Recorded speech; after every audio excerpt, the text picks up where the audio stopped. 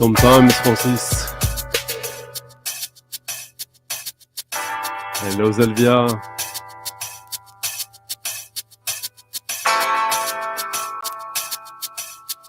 Hello, Thomas. Thomas on his comfort zone. And one of the usual early thank yous, Thomas, for supporting the stream very early on tonight. Tipping your DJ of the night alongside the Gidget Frank. Hello, Max. Thank you for the kind words you sent me today.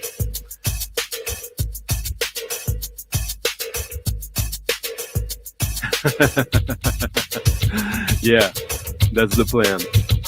Hello, Steven. Hello, John.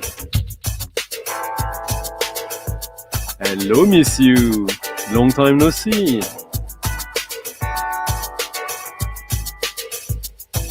Thank you, Manuel Gocho, for leaving a tip in the coffee jar as well. Merci. Didn't mean to hurt you.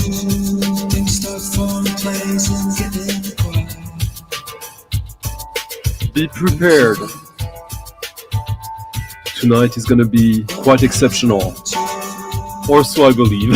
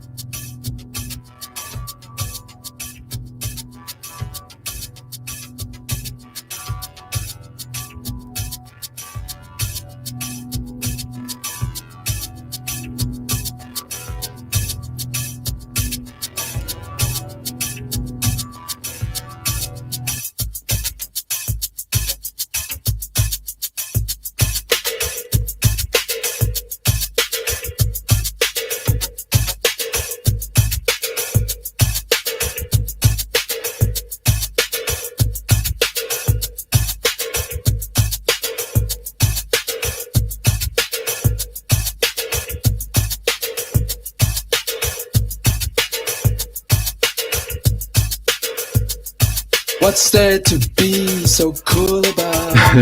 Sorry about that. Frosty Puff. Hello, OGC's Greg. So cool hello, Billy Bob, 1976. Ryan S. Hello. Thank you, Frank, again for the tip in the coffee jar. Hello, Greg. Gregouille.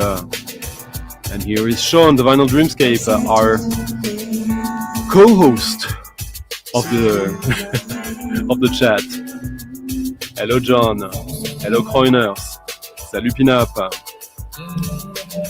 So I assume quite a few of you right now, or whenever you are listening to this, will probably have recognized who's singing here, but probably not that song.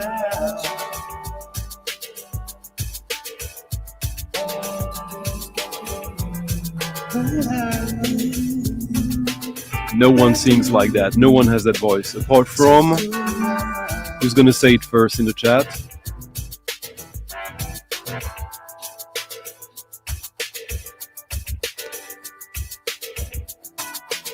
I know some of you do. Christopher, if you're not already drunk, you know this. Indeed, Billy Bob.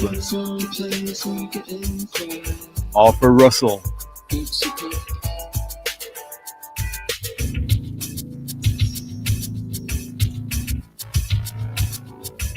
This is a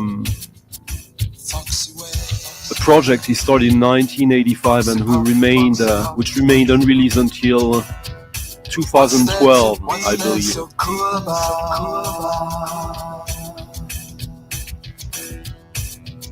Basically, it's a project of Stephen Hall, Arthur Russell's guitar player,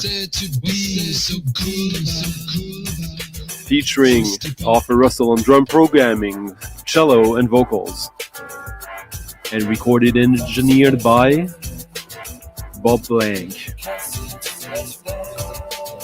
Produced and mixed by Arthur Russell.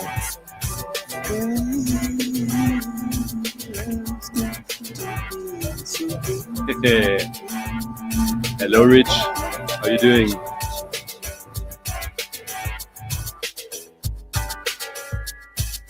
Well, he's been dead for quite a while, John, so yeah, he doesn't sound like that.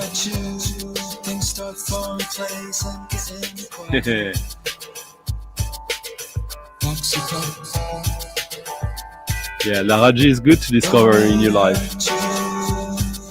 Hello, Monkeys Wedding 121. Hello, Marcos. Well, what's there to be so cool about?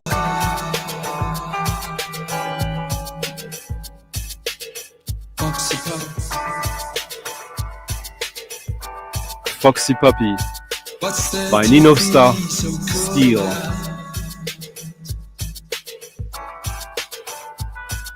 Released on the French label Holy Records, 2013. This is basically so a lot of Arthur Russell's collaborators started a band called Arthur's Landing after he passed.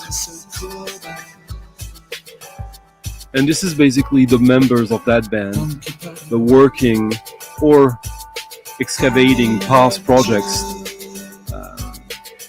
of which Arthur was actually a member of, partaking in.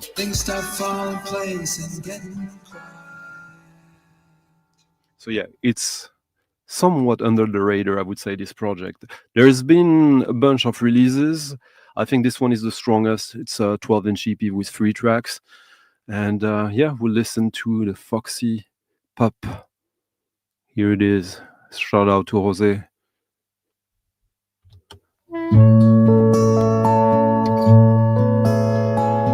Hello Steve.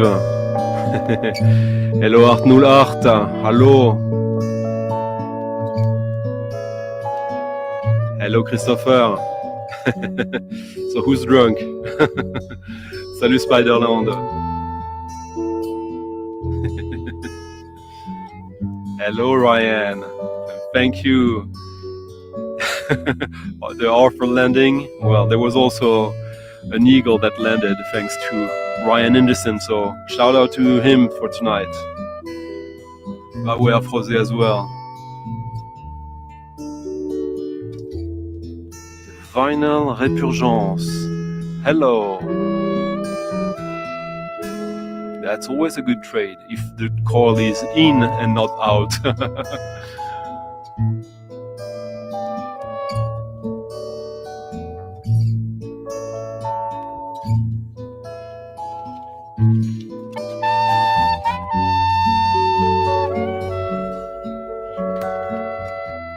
Yeah, who said we were never gonna play some soft rock here?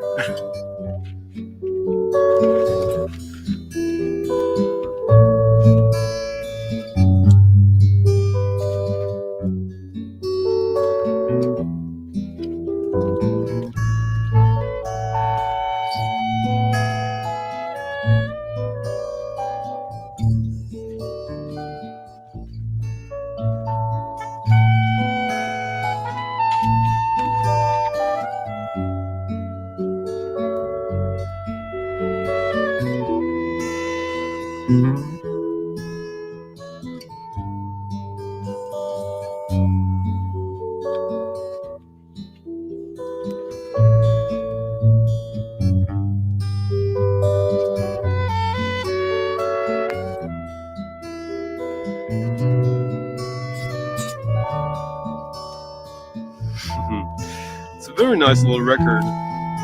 I know not much about Vision. They have 2 albums. This one is good, the other one isn't. Let me play another track quickly. It was such a short one.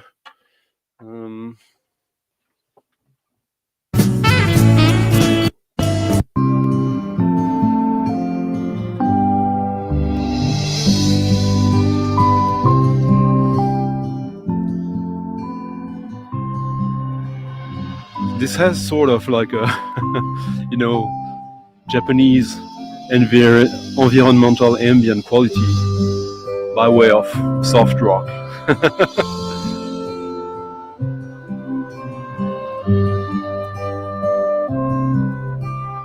Hello KS, how you doing? Say hello to him. I'll talk to you later. Hello Rudiger, how you doing? You're welcome, yeah. Been some Sternberg in the past couple of weeks. Maybe more tonight, who knows?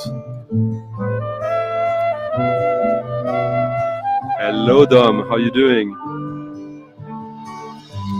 Hello X-Prince Protégé, early on, nice to see you. So this is a sweet little record. Really like it, but yeah. Thank you Sean, the Vinyl Dreamscape, and Marcos, both of you for leaving little tips in the coffee jar. Much appreciated. There'll be something for everyone tonight.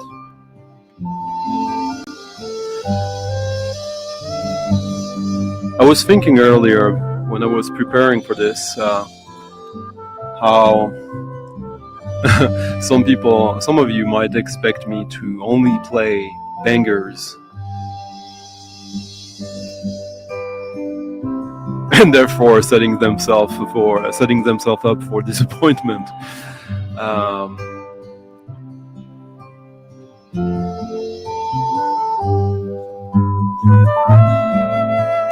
But as I said a few times, every record is a question mark. And if it's not, then you've outlived it, I guess.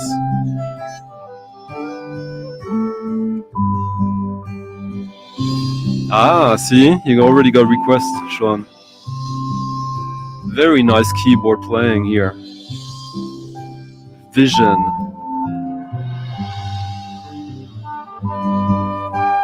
Self-titled.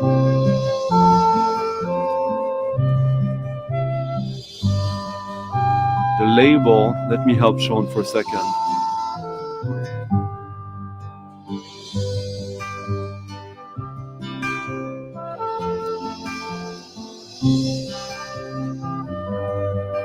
The label is Music is Medicine. How appropriate.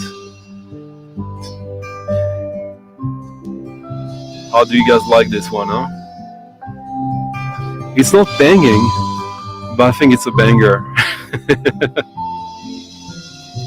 Next one is a banger. Hello Jens, how you doing?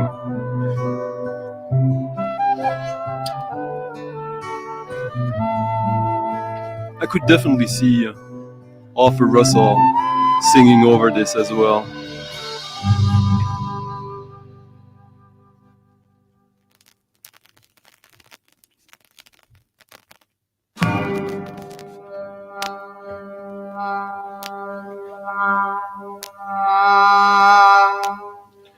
And that record was a dirt cheap record, by the way. And Sean found it. Great. Yeah, I agree. The cover really doesn't say much. It looks way more avant-garde-ish than it actually is.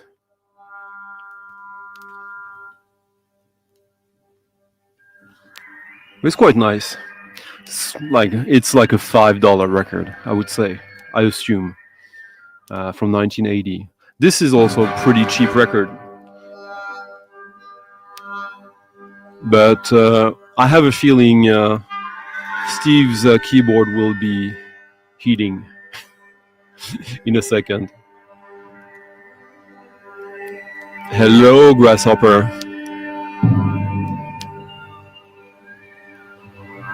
Yeah. Yeah.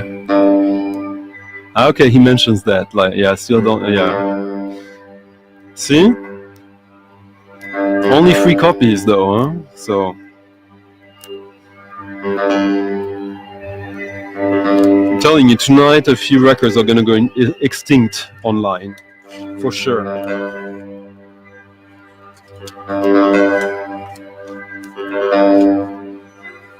This one, as you can hear already, the tension building up and all the phasing going on in the sound.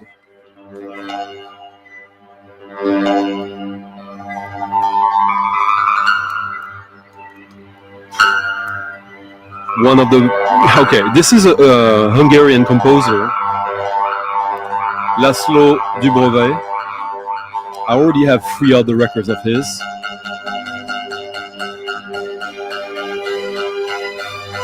And this is my favorite of his. So you get the Budapest Symphony Orchestra playing with Georgi Geiger on trumpet, Zoltán Košič on piano, and Laszlo Dubrovay himself on synthesizer. Concerto number 4.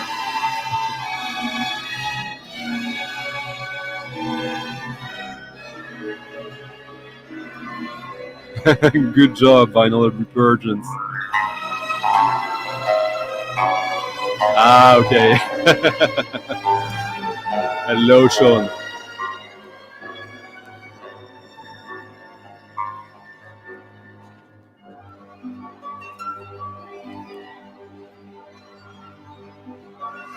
So this is a record from the Eastern Bloc. The liner notes are in Russian and Bulgarian. So I have and Hungarian. Sorry. So I have to do my best at guessing. But so this guy, he studied at the Bela Bartok Conservatory in Budapest. And in the early 70s, he managed to go west for a little while and did study composition under Karl-Heinz Stockhausen, amongst others, and electronic music. And then he went back to Budapest and he's been a music professor ever since then, since he is apparently still alive.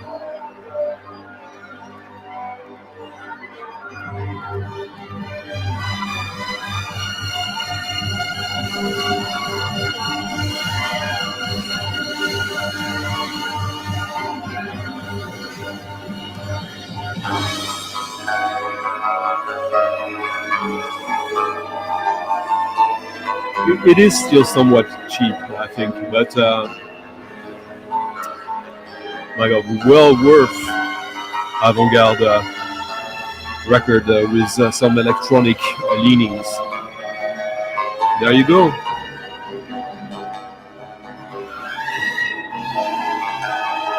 Sivan Oscillation is great, but this piece, I don't know why, but I even prefer it.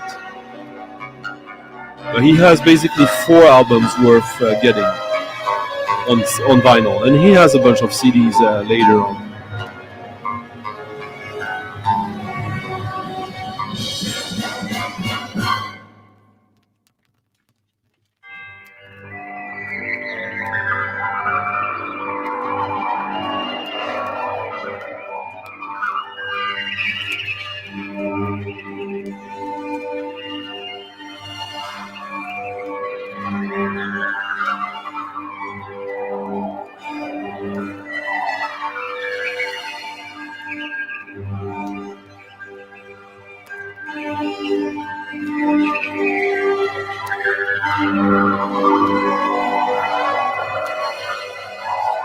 So where can we go from there? Huh?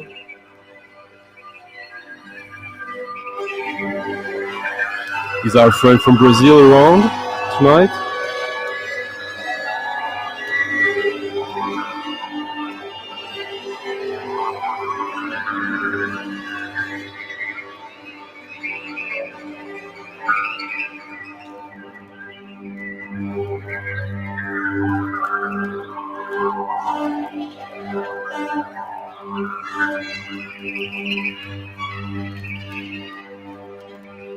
Hello, Arnoula Arta. I already said hello. It's funnily enough, it's the third time someone asked me that this week. As yes, Ter Tamlit's landmark album from the early 90s is being issued on vinyl for the first time as a triple LP. I didn't order it as I'm a little partial to it. I liked it back then. I think I'm not sure it has aged terribly well. I mean, it hasn't aged bad at all, but I don't find it as stimulating as back then.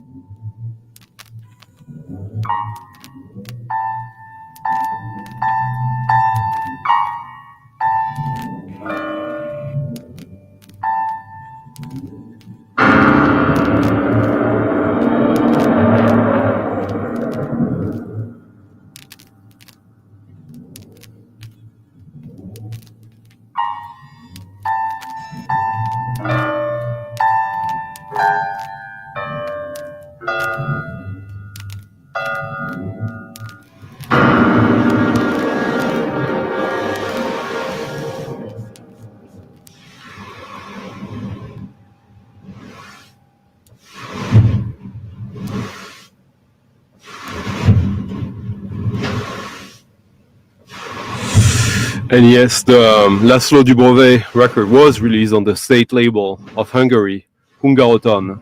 Yeah. As all records from Hungary back then were, or almost.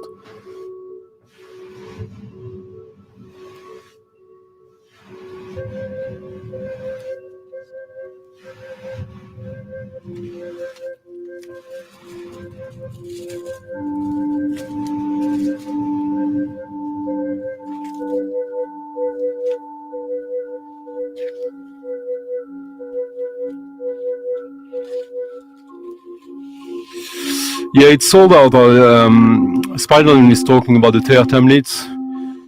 But Ter Tamlitz and Boomcat have an agreement, so they have exclusivity of that for like a week or two, and then you'll find it elsewhere. True that. Hello, Jana. Hello to Will's Good. How is Arkansas tonight? Yeah?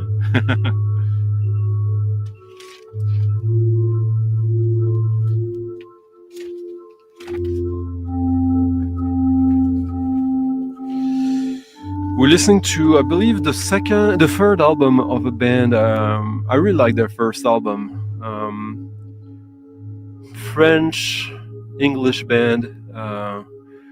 If I'm not wrong about it, I think it's a French band with some British connection. Yeah, this is their third band LP that was just released this year on the Penultimate Press label.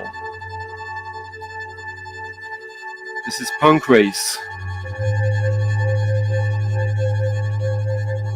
Papotier. So Punk Race is a band that deals a lot with all sorts of pipe instruments,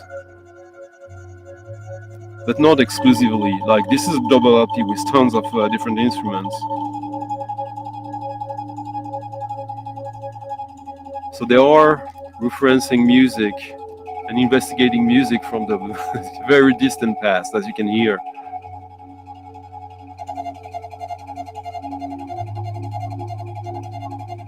But with a very modern spin.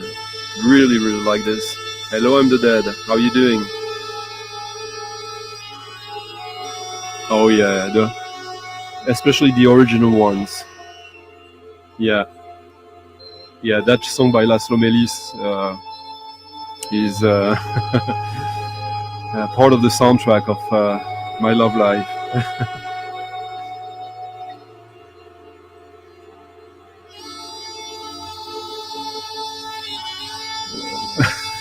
What is going on? Two wheels good, that's not possible. 88 degrees Celsius. No. Yeah.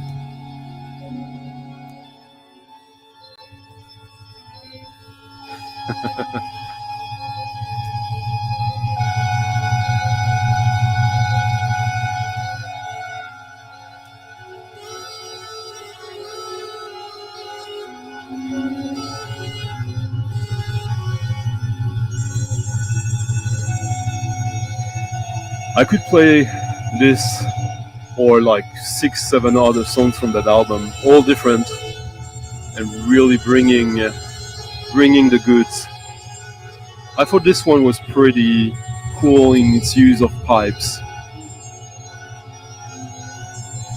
and a nice contrast to stuff we're gonna visit tonight. Anyway, oh yeah. Hello Andrew, how you doing?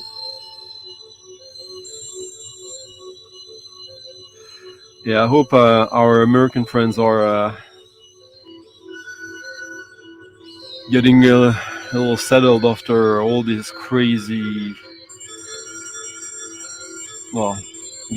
times right now. I can tell you I'm not sad to be in Europe right now, despite everything. Yeah, this is this is stunning.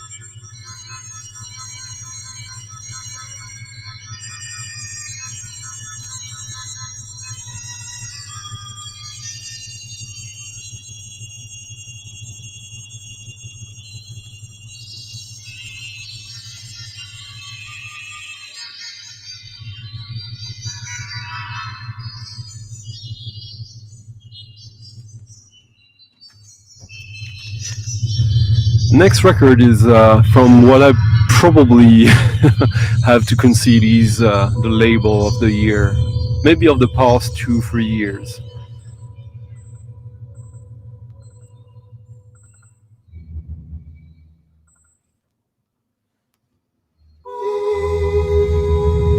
But yeah, at first this artwork,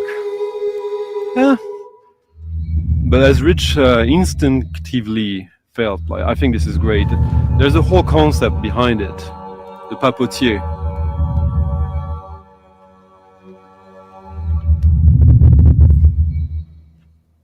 So the papotier here, a sculpture from 1590, it's a grotesque face carved in wood, initially rigged to the lower part of the organ casing. An astute mechanism made the papotier pull a face when the pipe organ was played. The jaw would drop open while an eye would roll up and down, and the other squint sideways. Inhabitants from Laval, the French city, still say about a chatterbox. His mouth suits him like the papotier d'Avenières. Avenières is the place. There are only very few of these fancy oddities left in France and around the world. Here you can understand part of the device. So they basically made a whole album dedicated to reanimating this device, basically.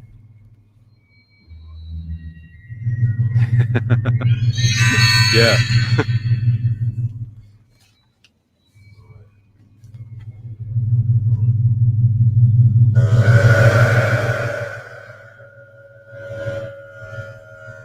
So as promised,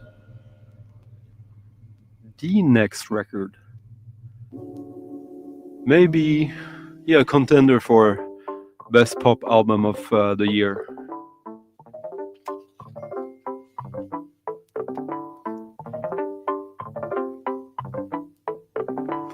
And by the way, if you haven't already, by all means, leave a like to the video.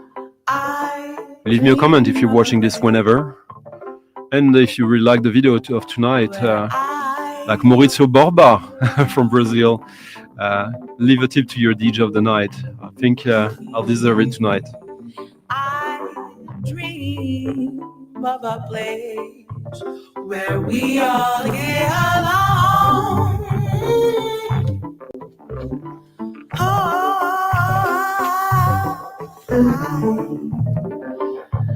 I dream of a place where we all can be.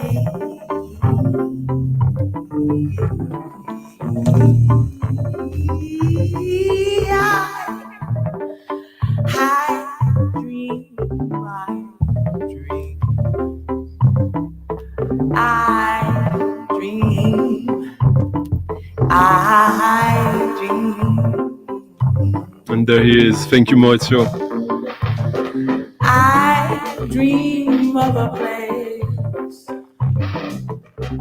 Cheers. Here is the second album of Qur'an, Shahid. Discourage us and makes us fool like dream. Qur'an, Shahid. On Leaving Records, which is quite suiting sound-wise.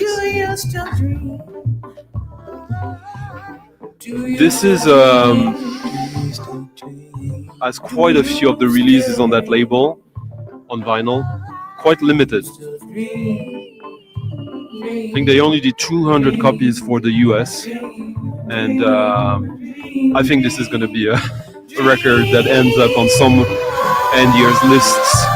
So if you like what you hear now, don't sleep on it. Hello Euler, nice to see you during the the stream tonight.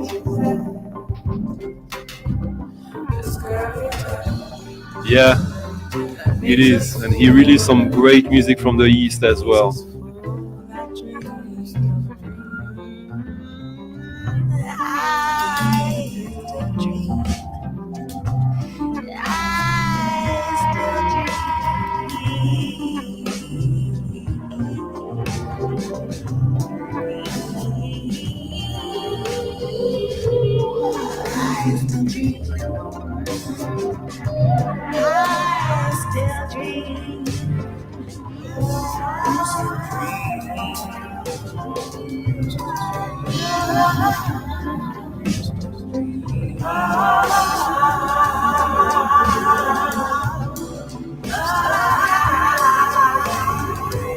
I don't think so. Perfect prescription.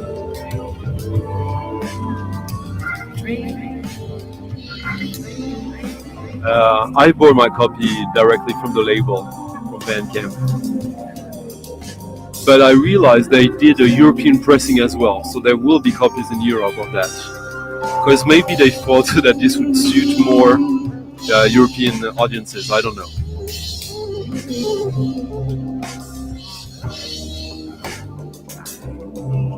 But this is just like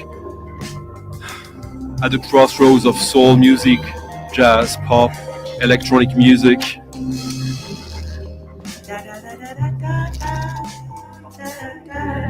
Sort of a kind of free-form-ish as well. Absolutely lovely. Every single track of the record is nice. This is just the opening track.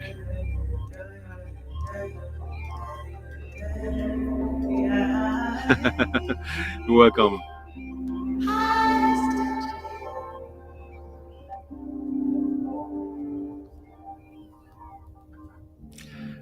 Wow, thank you, John Levinson, and thank you, Andrew Lukoff, as well, for leaving tips in the coffee jar. But yeah, it's been one of these weeks again that was not cheap, but I'm so, you know how excited I get about the future.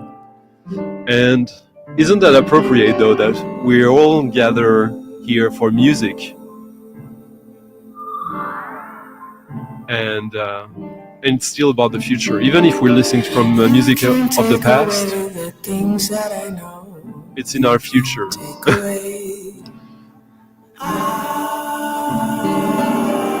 All the things that I know to be true. Yeah, and we'll have some more tonight. There will be Howdy, Quint. How you doing?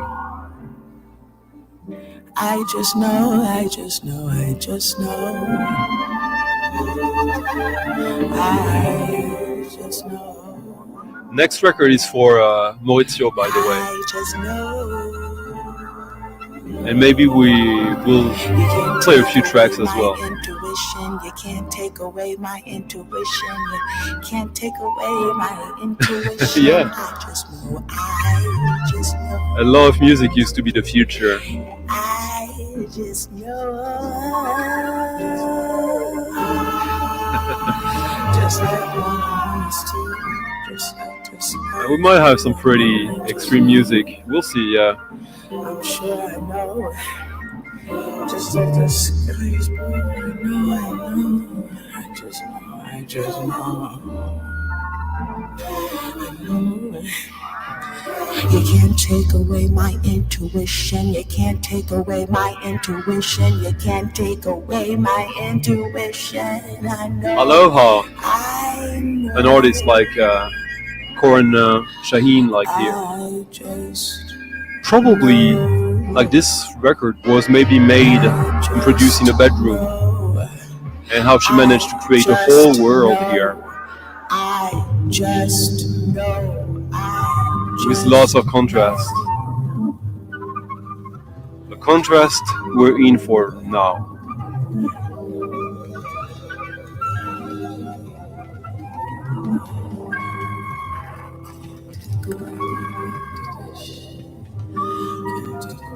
Yeah, so this, if you like it, this was literally released in the last couple of weeks. So don't sleep on it if you're into that.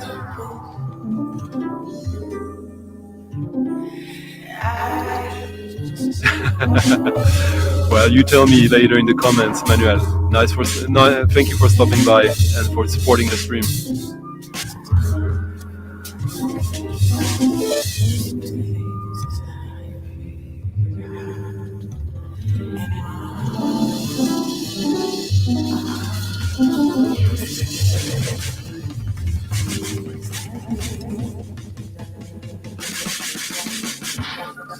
And now, something different.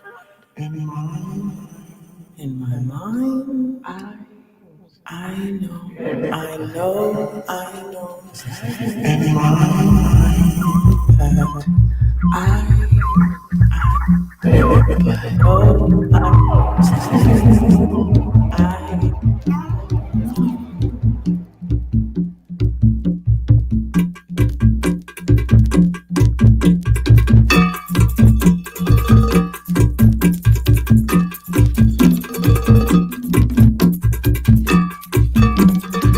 This had been on my want list for an eternity.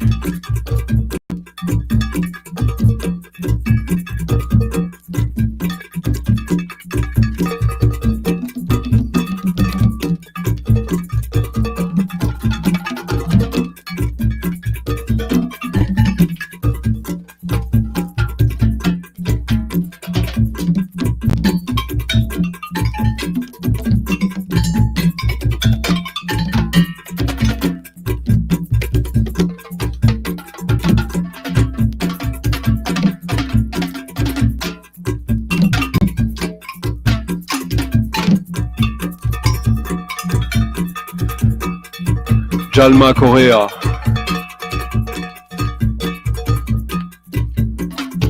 Brazilian record. Música popular brasileira contemporânea.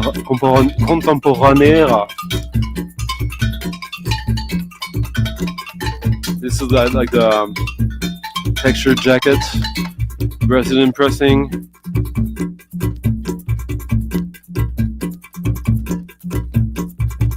When is this from again? 1978.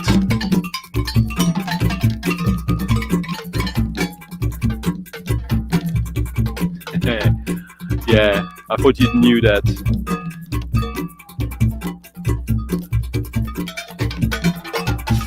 Yeah, and you'll see I'll play a couple of other tracks maybe, because I bought this initially thinking this was going to be a percussion record, and it is, but it's also much more. Yeah.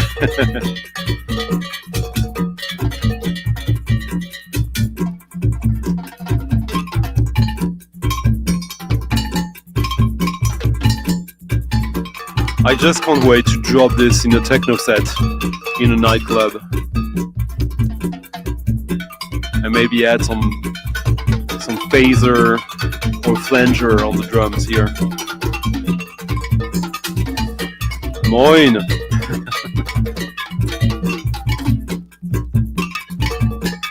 Salut Pascal!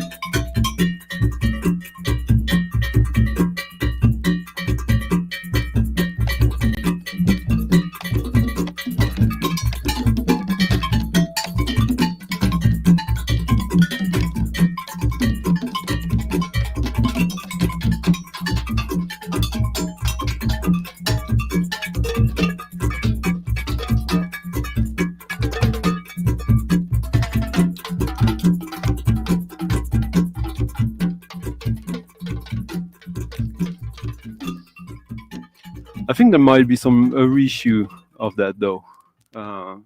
Correct me if I'm wrong. Yeah. I'll just let it play a little bit so you see the yeah, the liquid spot here, huh? For sure. Grasshopper is referencing the New York band Liquid, and I can totally see why. Or hear why.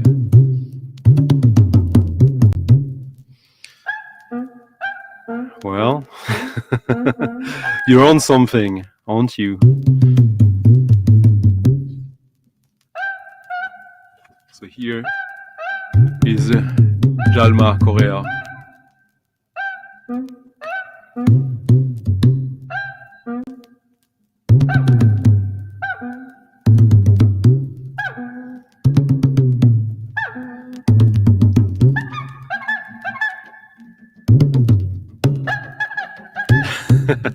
Well, I know your company, so not that I'm judging, I'm quite envious.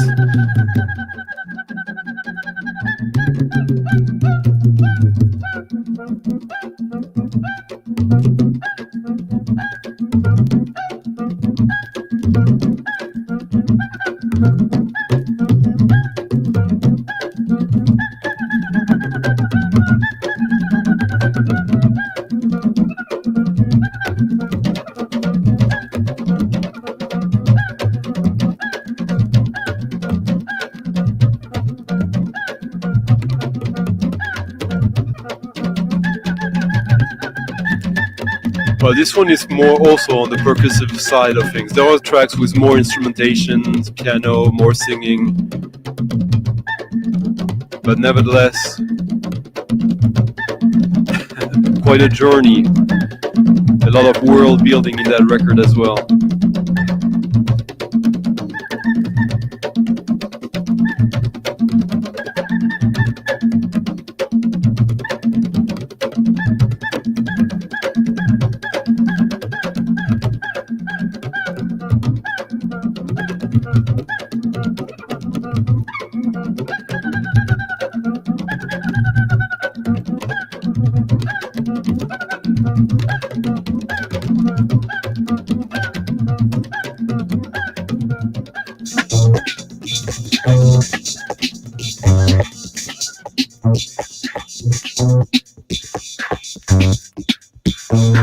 Now a little record that was quite instrumental to me, for me, in the early 2010s.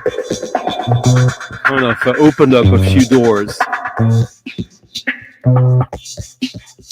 I know that if Fred from Belgium is around here, he will instantly know what that is.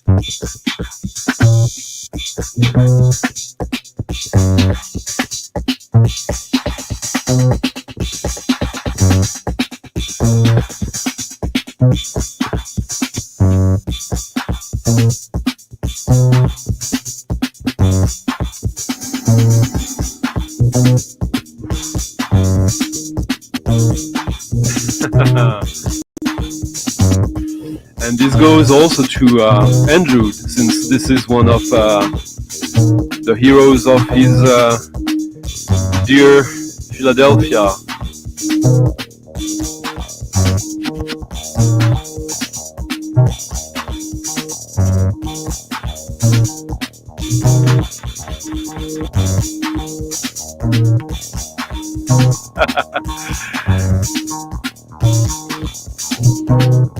How are you doing, Steve, so far?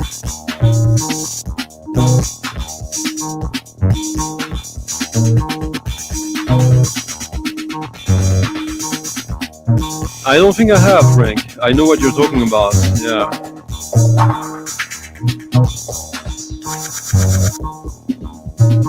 Ooh. Well, I guess depends how tall the dog is, though.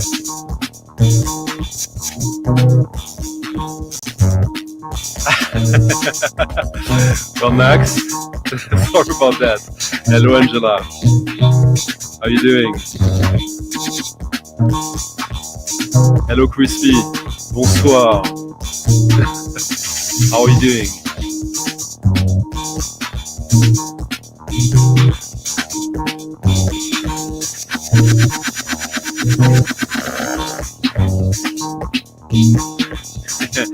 Bigger hero than Jalen Hurts. And this is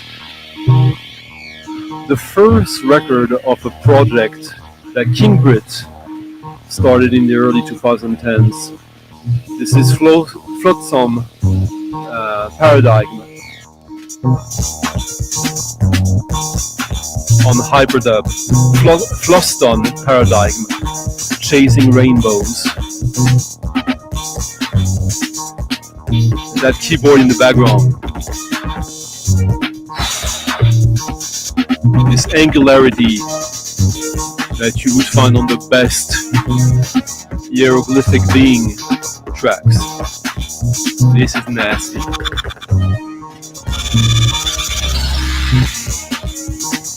Cosmic music, for real.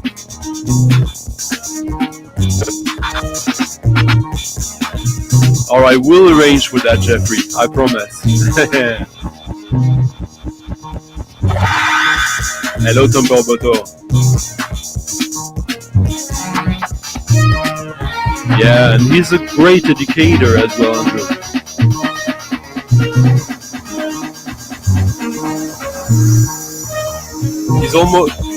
He's a great musician who was probably one of the most celebrated acid house producers of the 90s. But he's also an educator and a real musician. Like, no, a true musician, I'd rather say. Flotsam Paradigm on Hyperdub, King Britt, sure.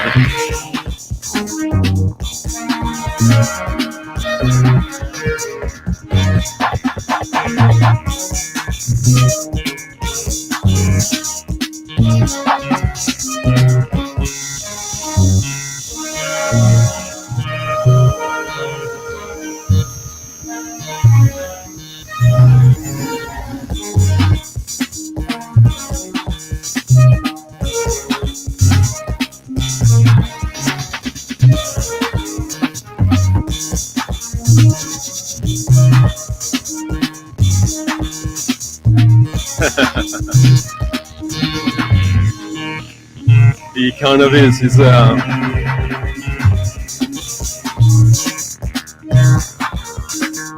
the William Burroughs of acid house.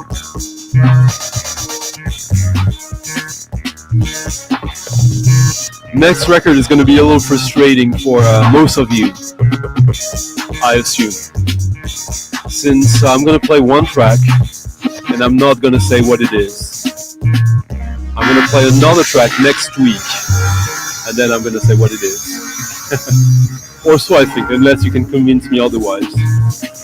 And the two of you, namely Andrew and Steve, who might know what that is, shush. It's an artist I've already played here.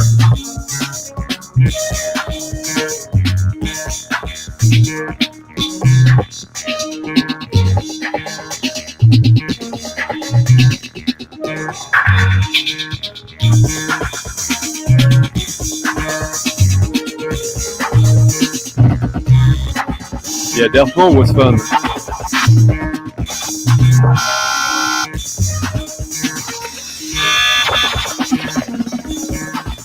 There you go. Here's the track, your record playing right now. With its generic label sleeve, hyperdub.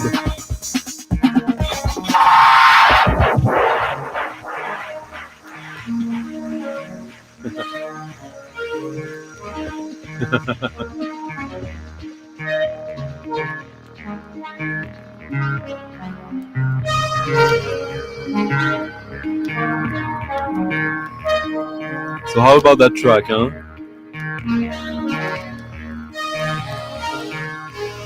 It hits so many spots for me. You get the sort of epic coldness of Blade Runner, futurism.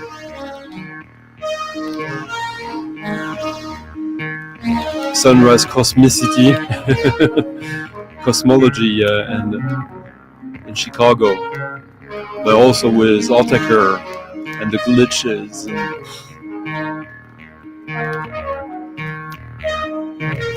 Hello, Daniel. How are you doing, my friend?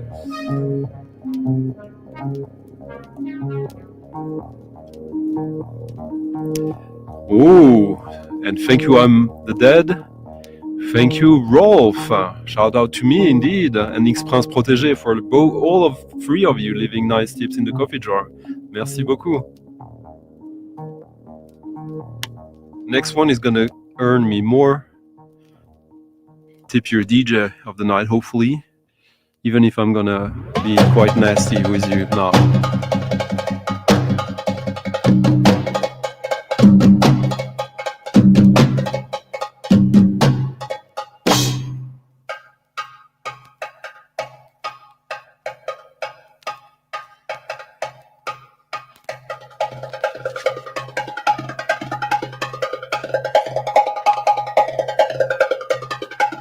Hello, Record Hound.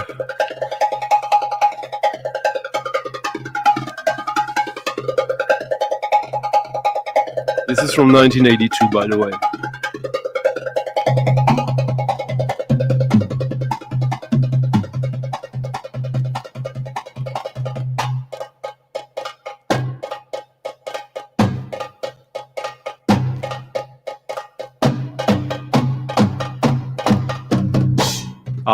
I'm pretty sure you will enjoy this one.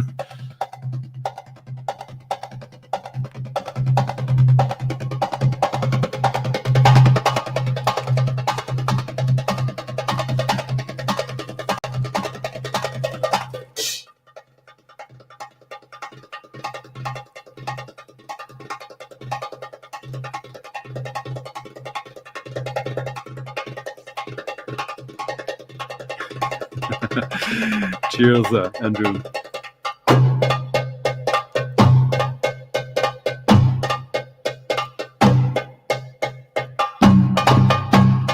Well, at least you're wonderful in spirit, so that's already something.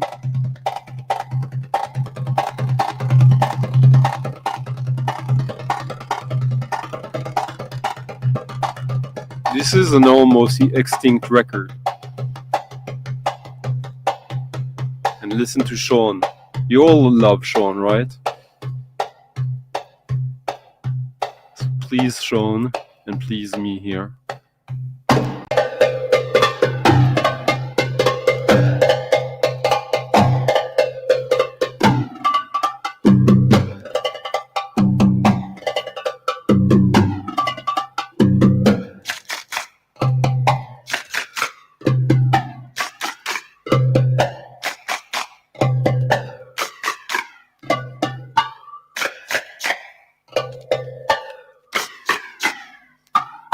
Yeah, tablas with phasing, flanging, just like, wow. Where does this come from, huh?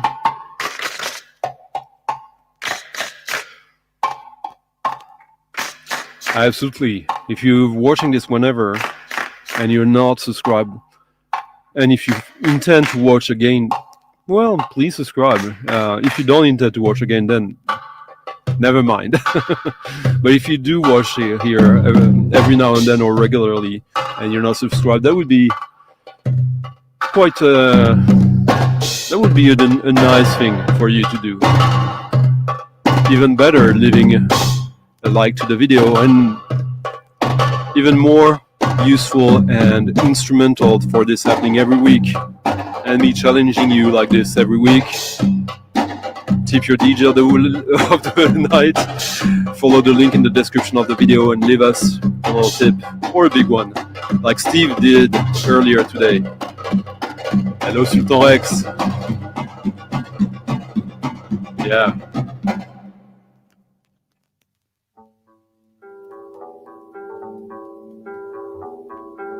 So I'll give you a clue. This is from Egypt, what I played, and I'll play more of the record next week.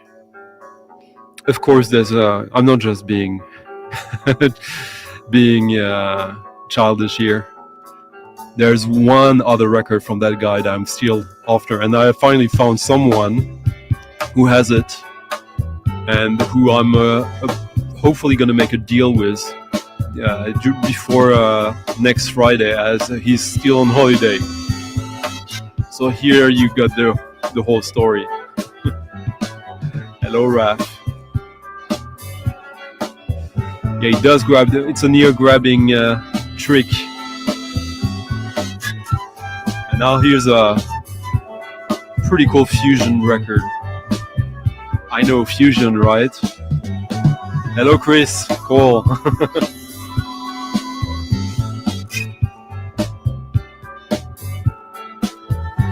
Cheers, Danielle. I think everyone should like that record, unless you're bored of more rock structure. Thank you, Max, Headroom, and Daniel, for both of you leaving tips in the coffee jar.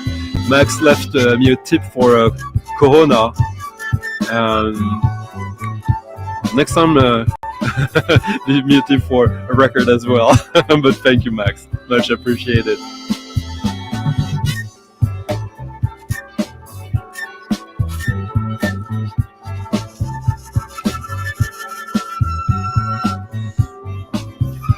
Now, is that flute playing or isn't that flute playing? Huh?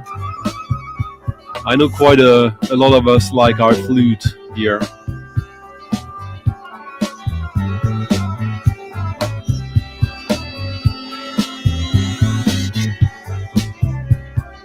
This is the record of a drummer.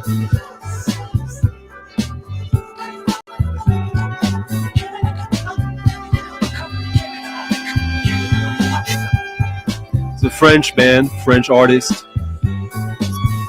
Patrick Forgas on drums, vocal, percussions, guitar, child organ, music box, bass,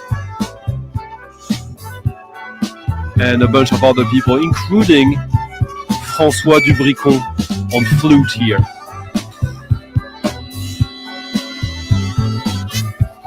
I sense that this is a record our friend Dom could enjoy.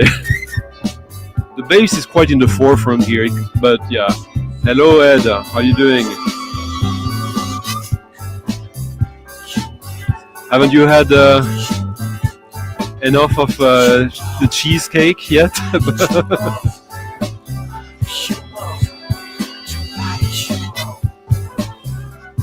Well, that's. I think I talked with Steve about it. This is Steve Davis' former DNA, I would say.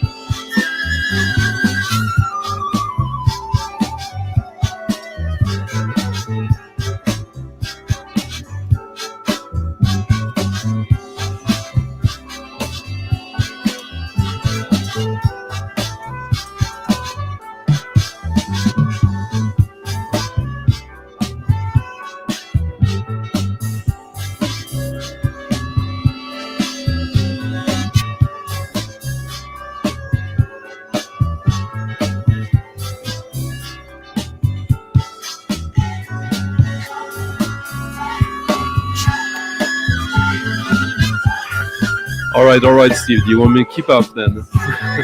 Next one is gonna hurt a little bit.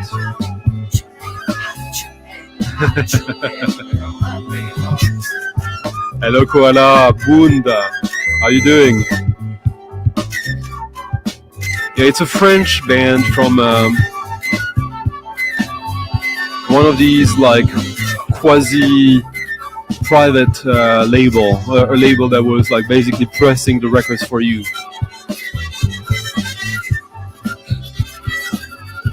No, not that one actually. I'm mixing up, but.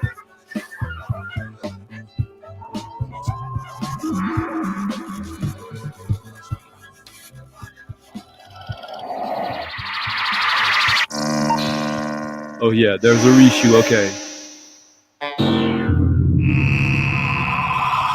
I didn't know there was a reissue of that one.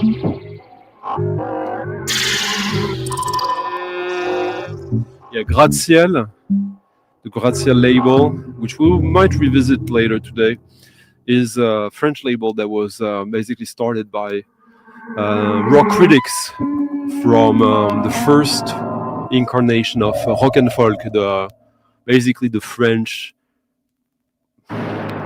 It was a monthly magazine, so you can't compare it that way, but it's kind of like a mixture of the Melody Maker and the New Musical Express, but a little more American-centric, despite it being French and having some French music, obviously. Gratte-Ciel is a skyscraper in French, literally.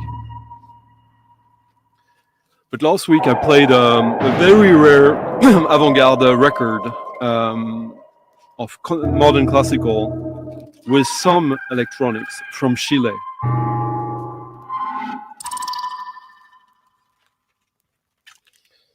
Sean was hinting at how expensive it was, and I was pointing out that yeah, someone is trying to sell it for a gigantic price.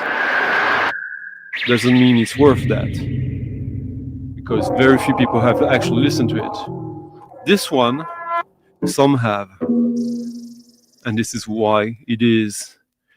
Okay, I play a lot of records that are affordable. This one is neither affordable nor available. José Vicente Azuar, Música Electrónica. Chilean pressing on Philips from Chile.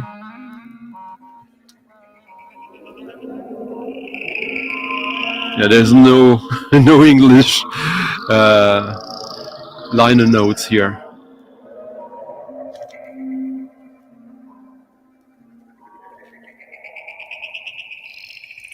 So we are straight up in experimental avant-garde electronic music here. And this record has been on my radar since the late 90s. And thanks to Jose, as help of tracking an affordable copy. We found one almost 3 years ago. I think it was in October or November 3 years ago. I only got it yesterday. It took that long to get it from Chile.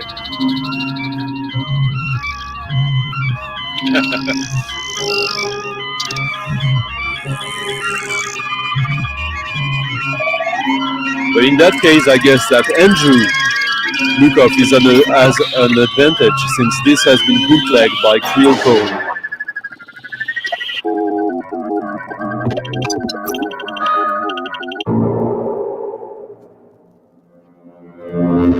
Hello Thomas, how are you doing?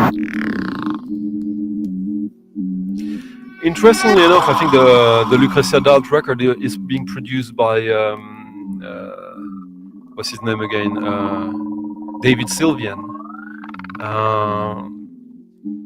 I've listened to some of it and I'm not sold yet, but I'll give it more chance.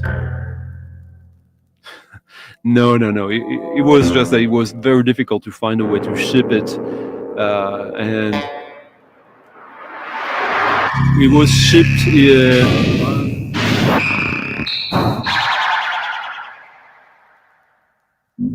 4 times it had like 4 stages at least before it reached me. Kind of 5 actually. But this is dope. If you're into experimental avant-garde, vintage electronic music, well, this is a banger, as I was saying.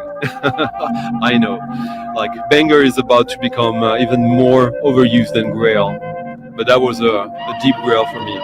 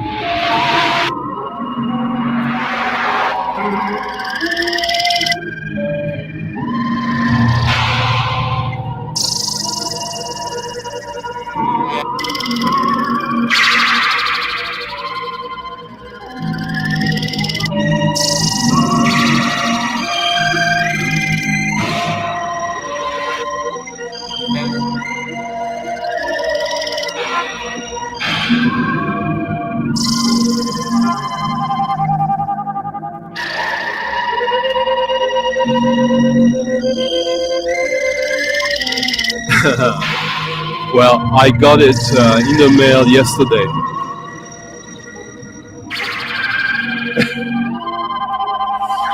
But as I was saying, I've been after it for a while. I had it in my hands one time at three or 4 times the price I paid this. So.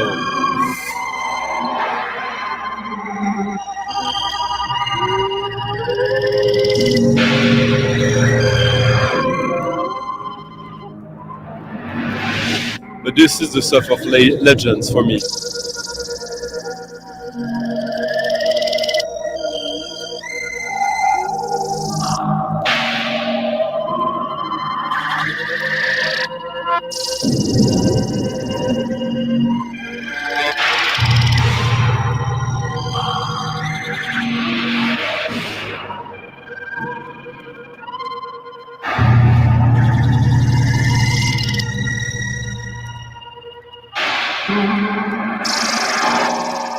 You know how I like myself, how I like me in my contrast, huh? Well, not that the next record is foreign to electronic music, but...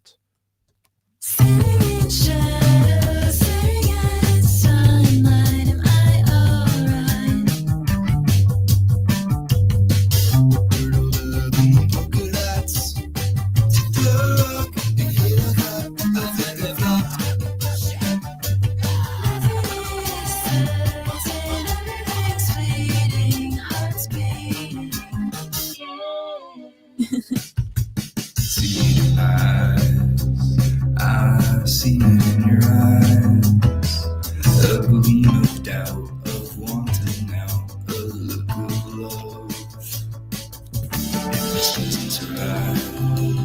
Will we make it out alive? Don't hurt me, don't hurt me, don't hurt me. Do you believe I could be the person who stole your time and took your dreams away? So a true pop record here. How often does that happen?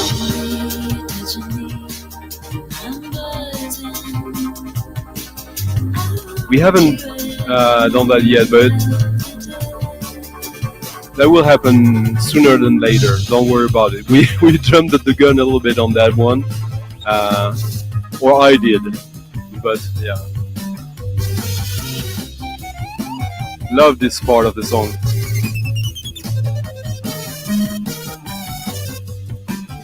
This is kind of the music that I wish Devo was still making.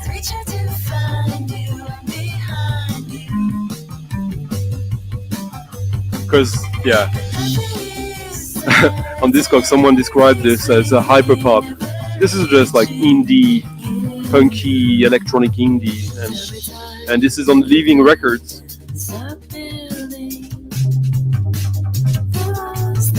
And it's just got released. Harry the Night Goa, the Night Gone on Living Records again. Harry the Night Gone. This is their second album, and for some weird reason, they only did 50 copies of it. I know. Yeah, at this point it's a little bit silly, but I guess they didn't think that the market for this would be for vinyl buyers.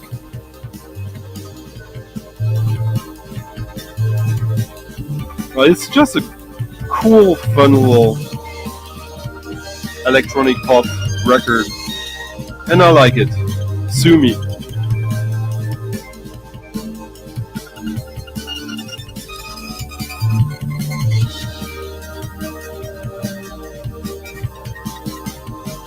And it's got quite a bunch of fun tracks, actually.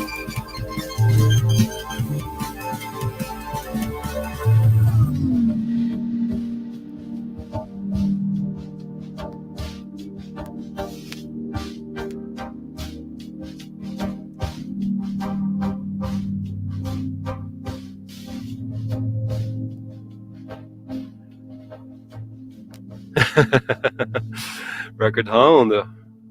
Yeah. Directing the people in the right direction, huh? Yeah, that's the record.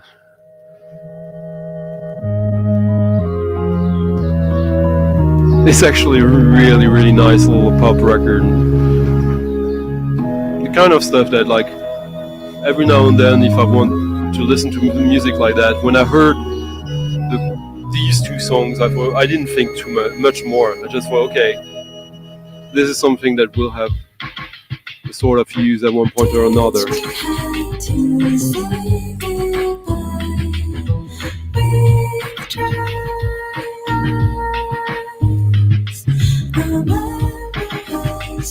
Okay.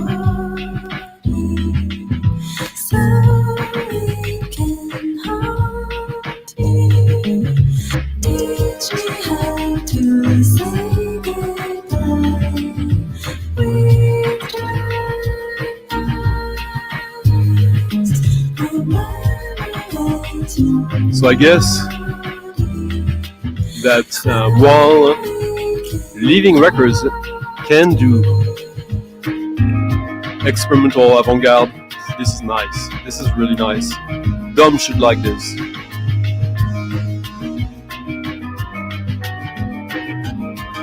Actually, I love this part. I really, really love this.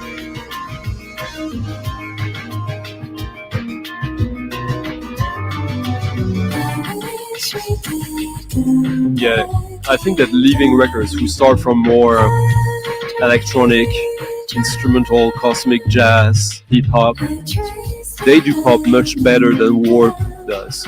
Warp Records has attempted over the years to do pop music, and it's always too serious. or too cynical for my taste. But Living Records managed to get these records out in a cool, fun way, collectible, and the music is fun.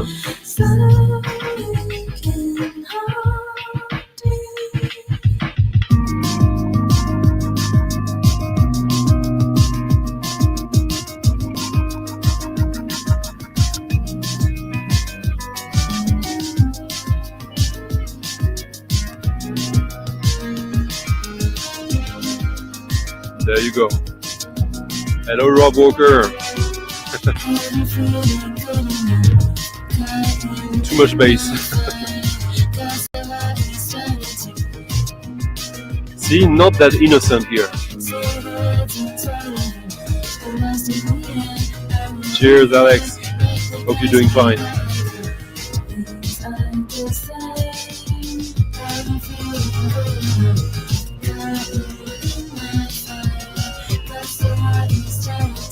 I'm really glad I took a chance on this record.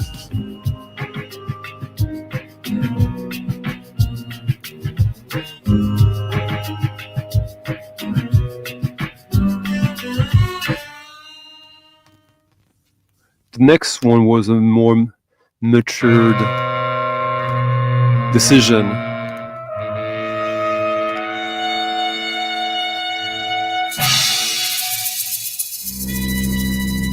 And actually, when earlier I was trying to talk about like how people can expect bangers in whatever that means, in whatever genre, I guess I don't play bangers, or when I do, it's a side a side product. I play decisions. You get intuitions, and the decision is getting the record and then presenting it to you. Yeah, totally. There's also a little bit of first album of Roller Skate Skinny, Laika.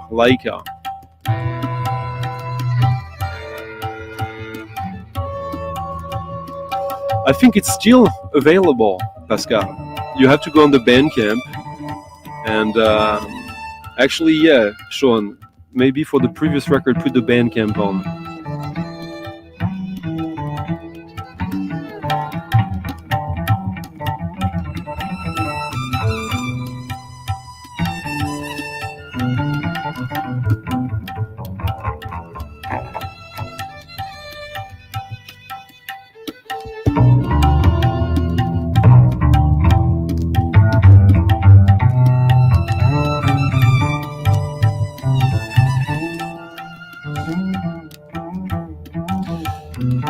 It's funny, the two of you managed to hear some Stereolab in it, and I guess I can see why. I find this much more enjoyable than the new Stereolab, I must say.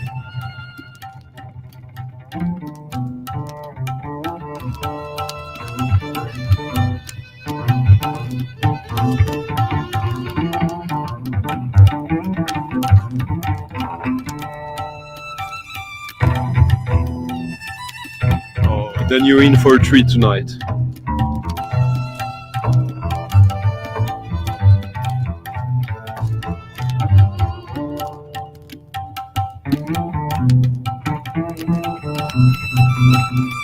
Okay, and now there's still copies available, Sean? It's difficult for me to click on the links while I'm doing this.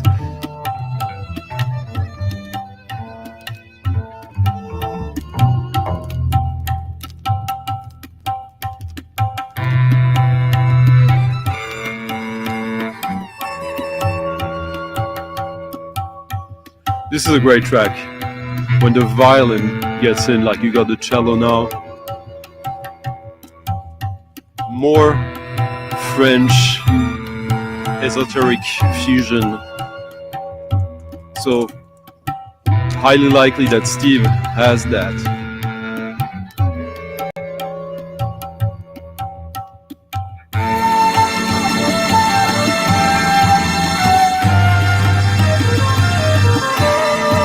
André Fertier, Clivage. This is the first solo André Fertier record. He would go on forming a band called Clivage, which is not cleavage in French. Clivage is something that kind of divides a divide.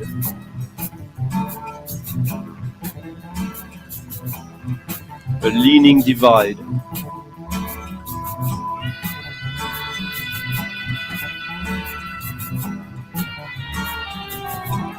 So André Fertier here, I think there's some like magma connections. I forget now, but he didn't start his musical career with this. This is, yes, I think I remember now that I think he might have married, or he was in a throuple with the guy from Magma. There are two pressings of that record. This is the first one, but both are good. And this is inspired by Isidore Ducasse and Le Conte de Lautréamont. So esoteric leanings for sure. Hello, Romuald. Well, Magma, Thruple, that got Steve awake for sure.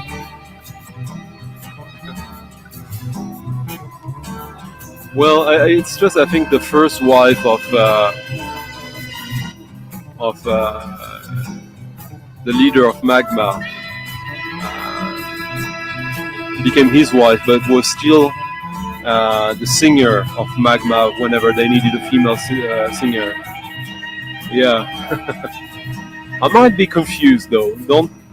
But look it up, but there is something here.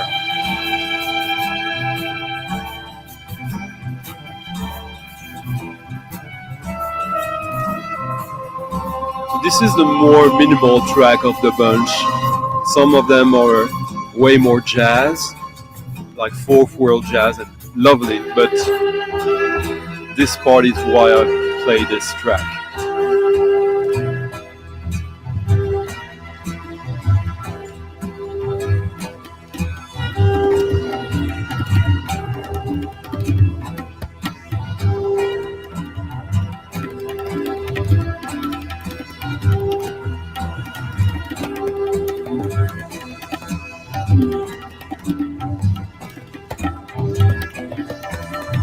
Contrast between the tablas and violin here.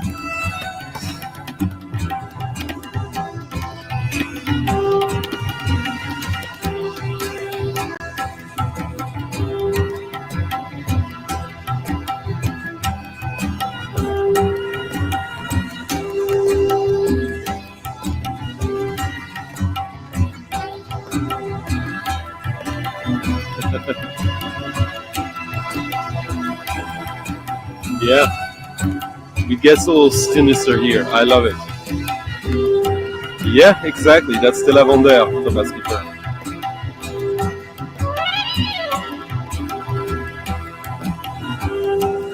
You see, it takes its time to get going, but when we get here, it's like, it is wow.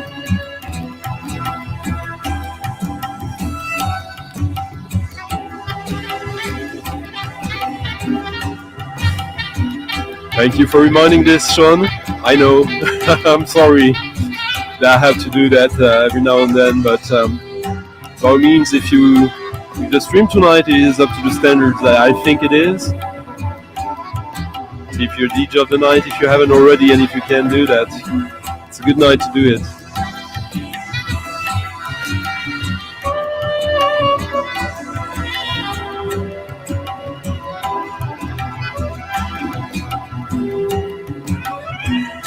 That track is mad.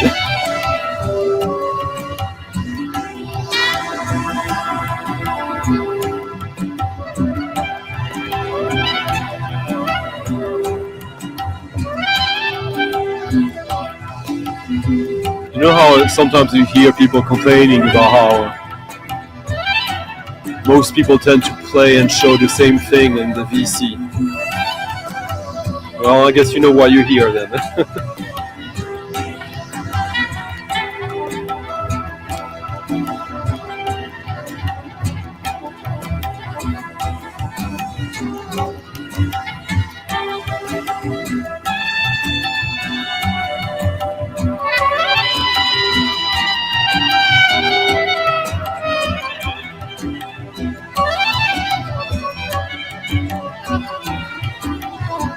So this is the definition, I would say,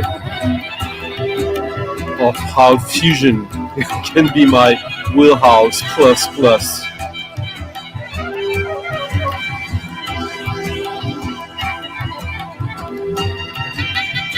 No fucking way.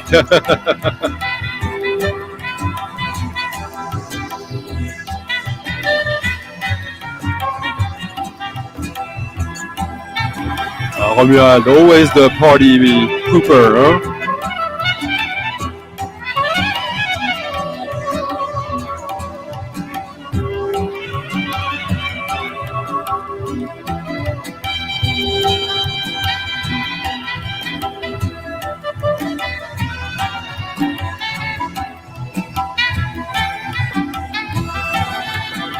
I mean, for you prog heads, if there are any watching this, listening to this, come on.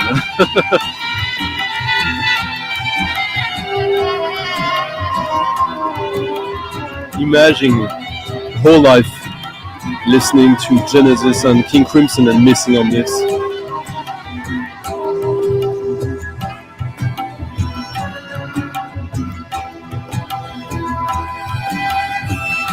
I totally agree.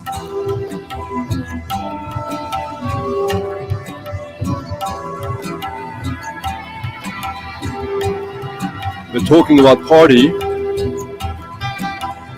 We're approaching midnight, disco time, aren't we?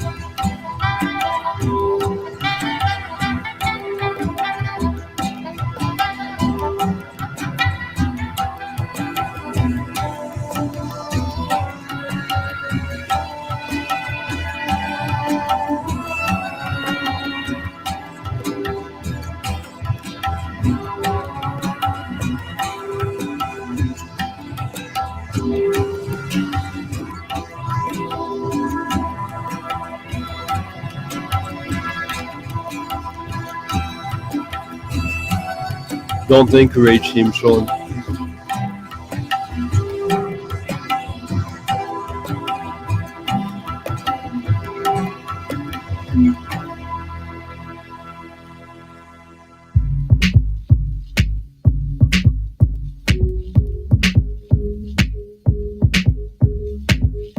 Again, Graziel Records, the French fusion prog label.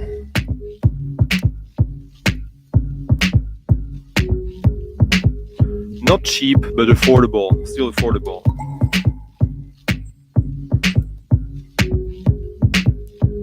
Now, this one is affordable, I would say.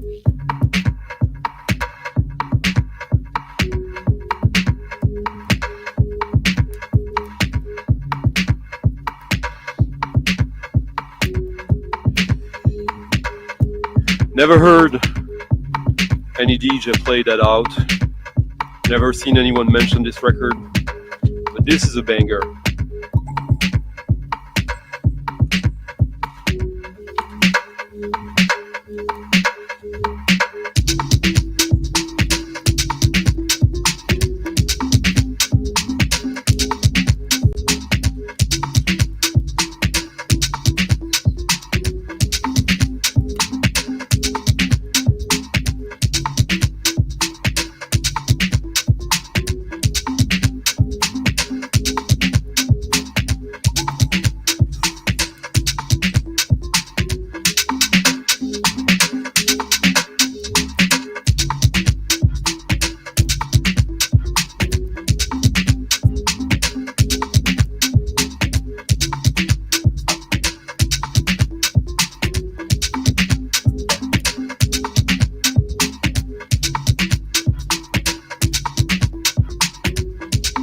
This is a cheap record. Somewhat.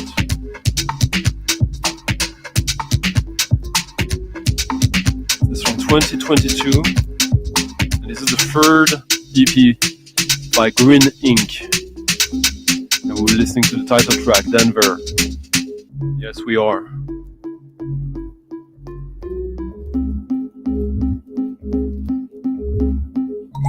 Oh, Marcos knew that. Ah.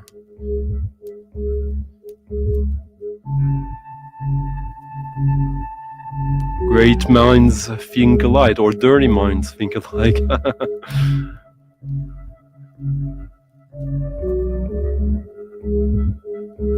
I'm not sure I know that one, especially if it was never released on vinyl. Let me know, Rudiger.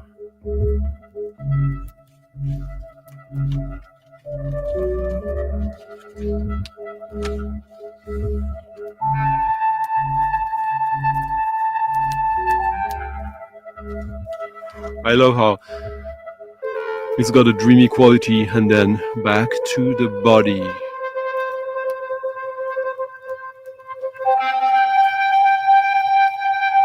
Yeah, this is psychedelic music as well, for sure.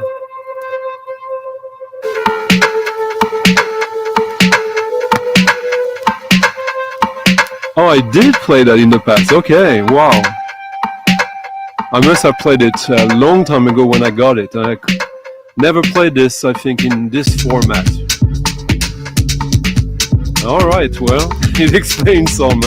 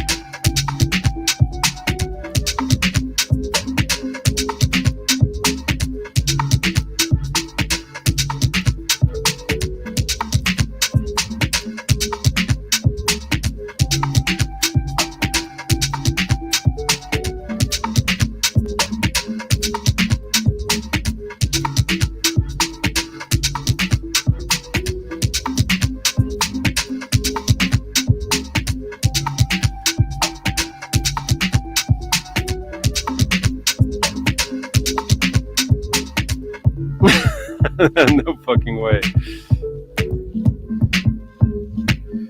Okay, well, I must have played that. That will happen every now and then, huh? But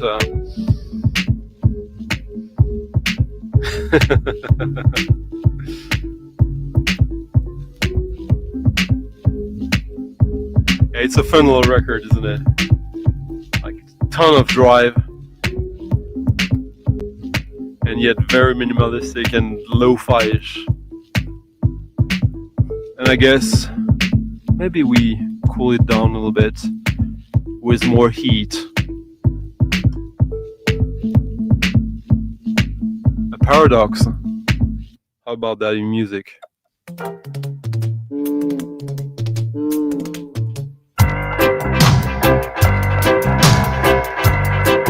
That one I've never played before.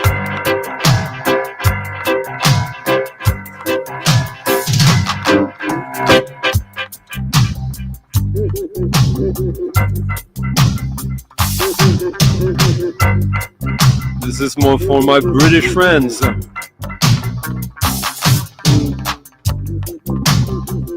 This is for Rob Walker, because he needs more stuff like that in his life. 6-inch pianist, he already got all of that, right?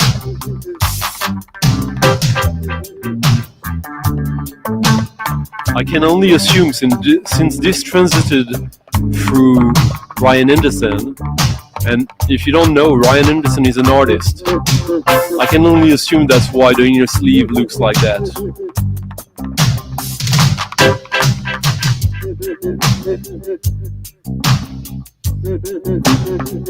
So this is The New Age Steppers. You don't know that album, right? Because it's not an album. It's the 112-inch they put out in '89 on their own label. I don't need no blessing from society.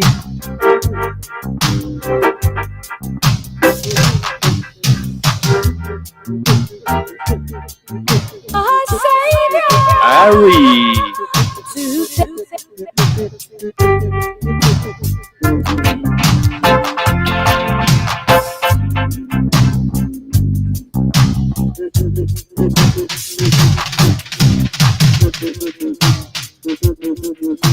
I'll check it out, Rudiger.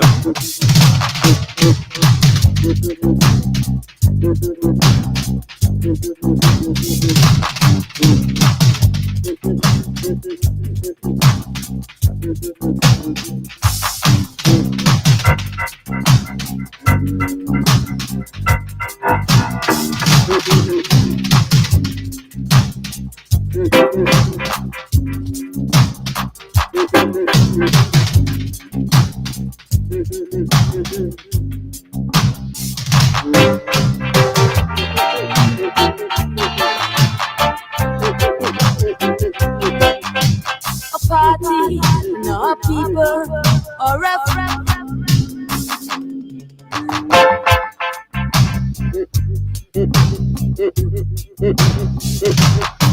So this is the the New Age Stepper records that tends to get forgotten.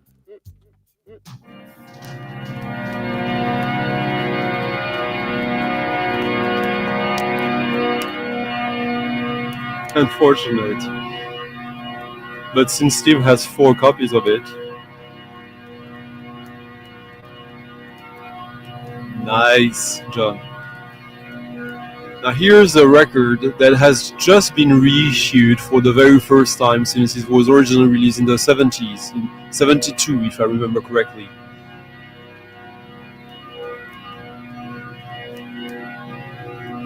And if you were with me in Den Bosch, or if you crossed my path in Den Bosch last April,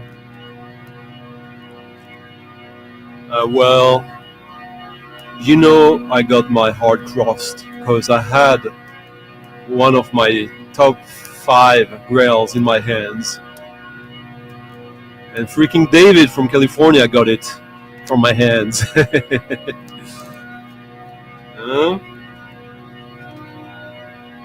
David is an interesting character. He's a record dealer. He's got the good stuff. You'll see him at various record shows in the US and in Europe.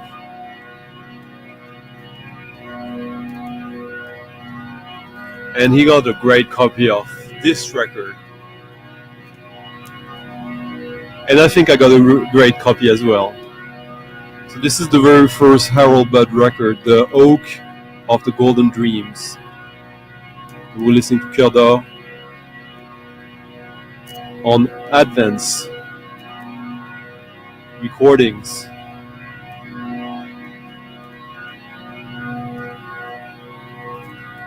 One of my favorite labels of avant-garde music.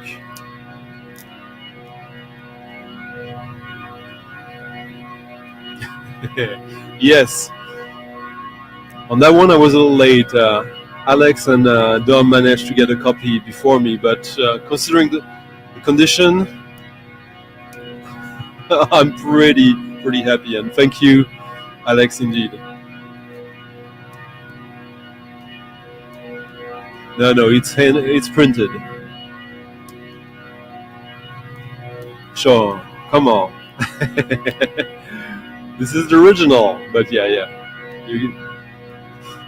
Like 6 months or 3 months ago, 2 months ago, you wouldn't have been able to do that, Sean, huh?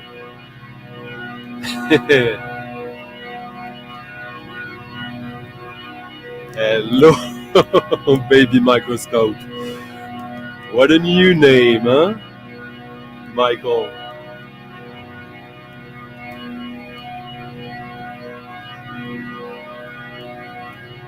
So this is Drone royalty. This is the most drony.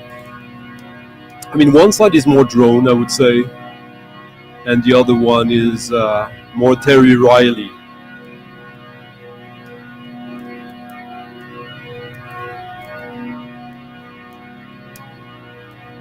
And Terry Riley is not really drone. Like that would be a mistake to label him as such.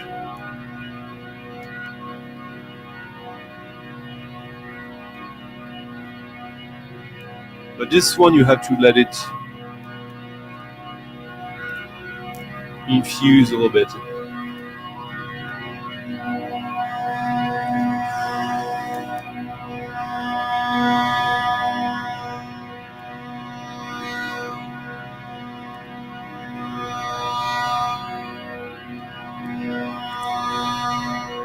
So advanced recordings, I already had the record from Richard Maxfield, which is one of the absolute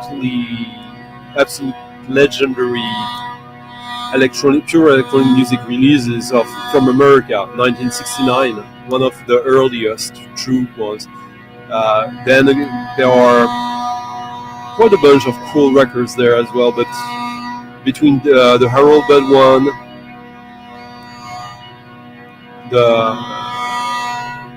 the Richard Maxfield one, and a couple of others, you got some of the cornerstones of American experimental electronic music. I started this stream with this side project of Arthur Russell, who at the time was also doing music with Elodie Lawton, who we played her 3 first albums here in the past year or so. Elodie Lawton was obviously influenced by this, and probably studied with the same people. But this is deeply spiritual music to me.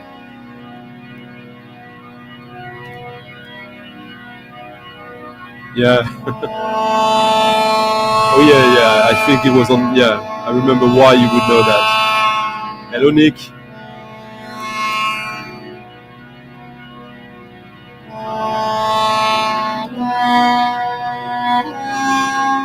How lovely is that?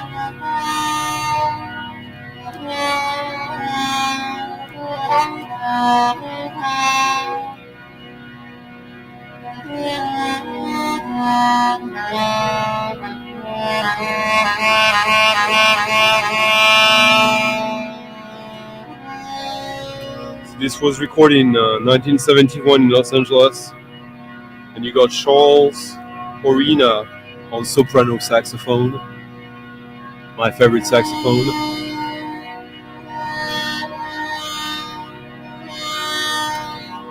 Interestingly enough, I would think so too. But the guy I was hoping to buy it from, Günther, Minty Vinyl, he thinks this is a boring record.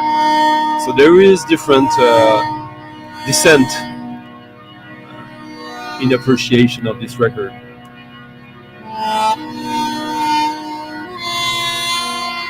Great way to describe it, Michael.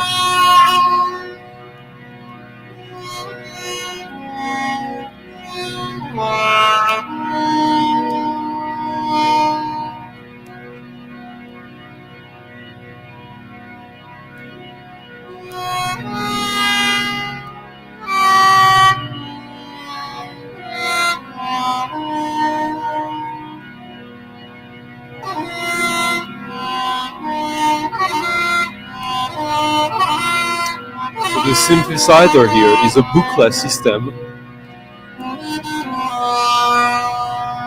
Back in the 60s, you had Moog and Buchla companies who were kind of competing for the American market. And the Buchla is a more versatile instrument.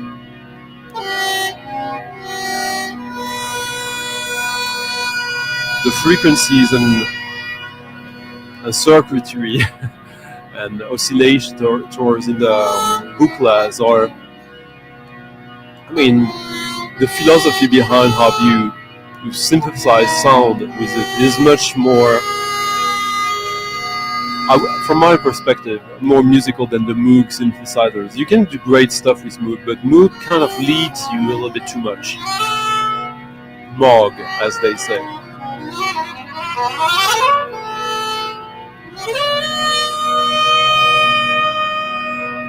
I can only imagine Ariel Kalma zoning out to this for days.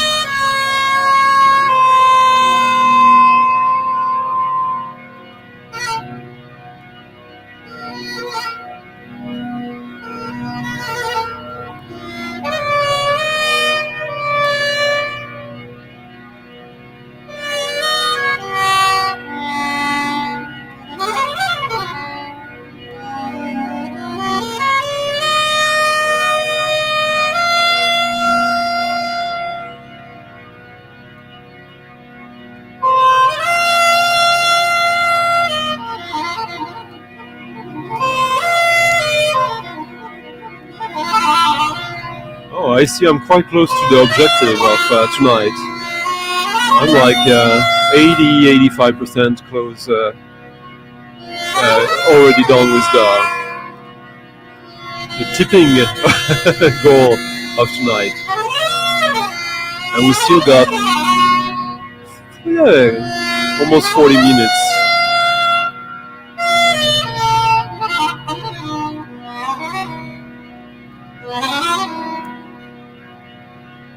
I remember, as sometimes I talk about how some of your goals, your targets, you should hide a little bit. And that one was the case for me for quite some time.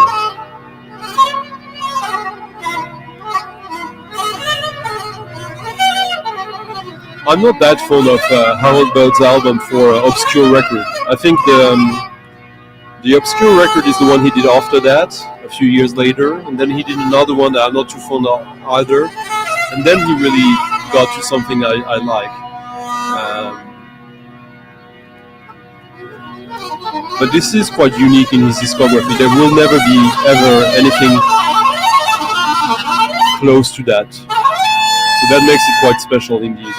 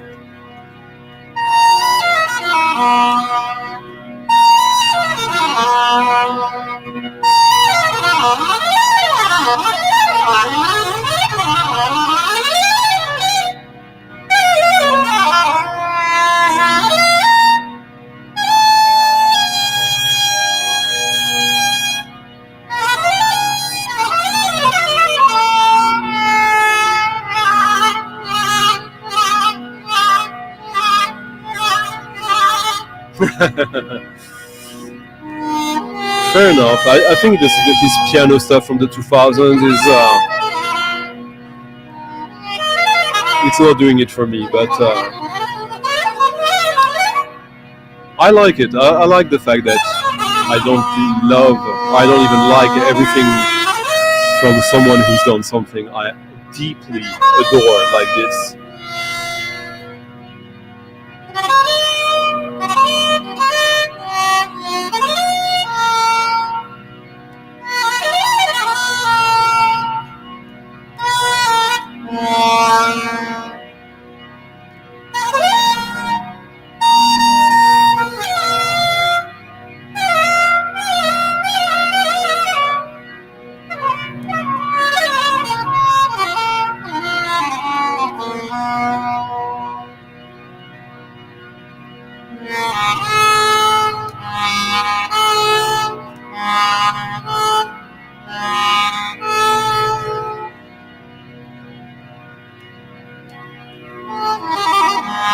really difficult to cut this short.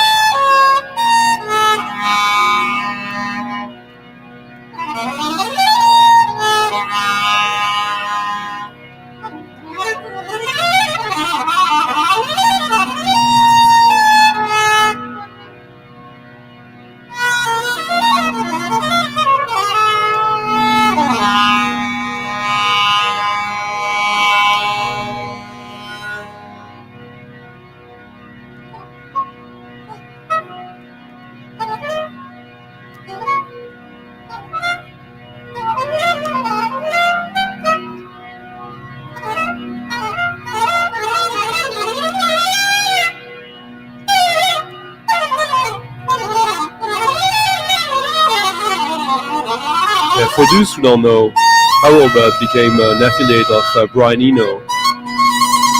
Brian is still here, he's still collaborating with anyone new that he fancies. Harold, I think, passed away, when was it, last year? 2 years ago? Hoe kwel Johan. Var kommer du ifrån Johan igen? Det här betyder grammatiskt att du är inte från Värmdö. Jag glömmer bort.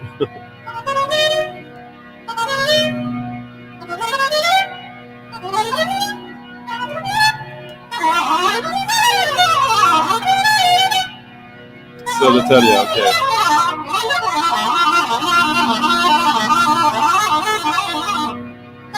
Får skriva någon gång vad du tycker om streamen.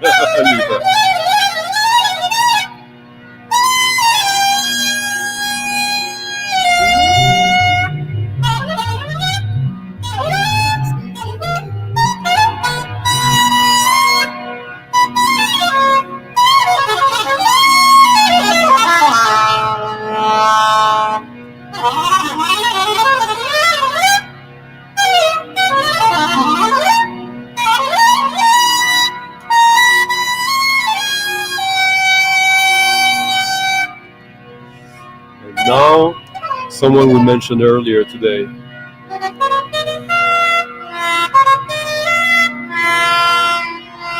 Yeah.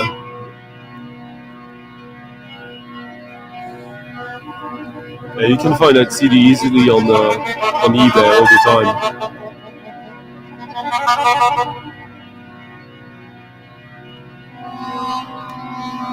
But this was pressed when the tape was fresh.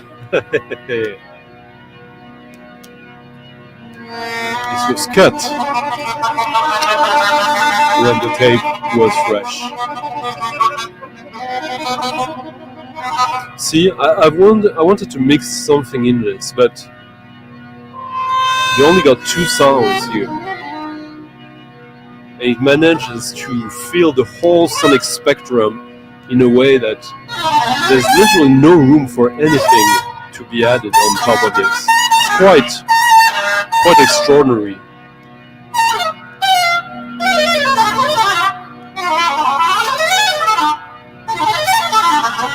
Absolutely, Johan. And even if it's not possible, we will try.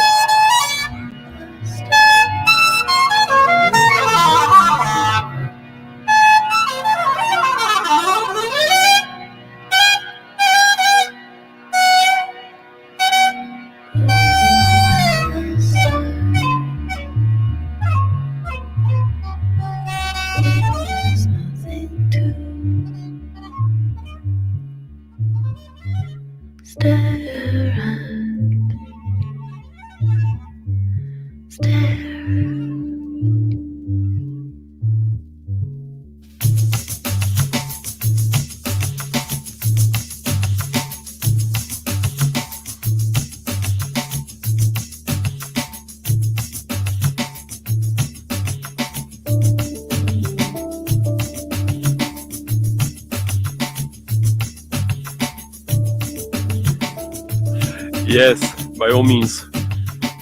Leave a thumbs up, leave me a comment, let me know what you thought of the stream so far. And I'm not going to lead you in what you think about it.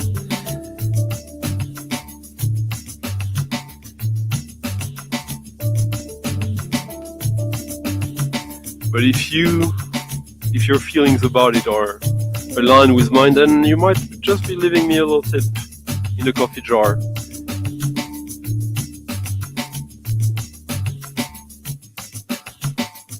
So this is Laika.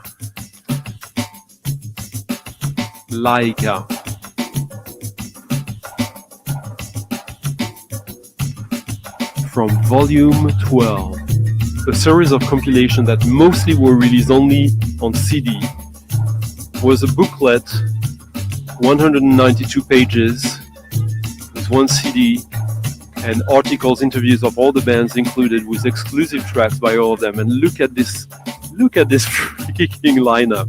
Ride, who's right now the talk of the town hall, thanks to Andy, what's his name again? Andy from Ride, playing the guitar live for Oasis. Spiritualized, but also experimental audio research. So both sides of the Spaceman Free right after they split. Massive Attack when they were still starting out. Nitzareb when they were kind of at their tail end. Moby when he was kind of in between. Laika when they were at their top. Prolapse when they were starting, and a bunch of other bands. This track is the one non-album, non-single track or unreleased by Laika that I really think is top 5 of their discography. I had this as a CD, and the experimental audio research track kind of scared me back then. Maybe we'll listen to it right after this. It's a cheap compilation. Difficult to find it with the booklet, though. But I read the booklet 31 years ago. You're welcome, Justin. Tip your DJ of the night, then. There is nothing to We loud, yeah. stare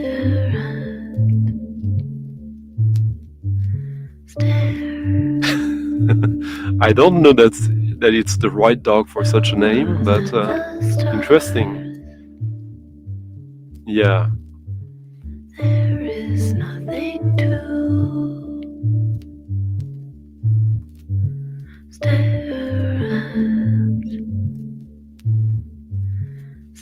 He got a freaking garbage track on this compilation when they were starting out.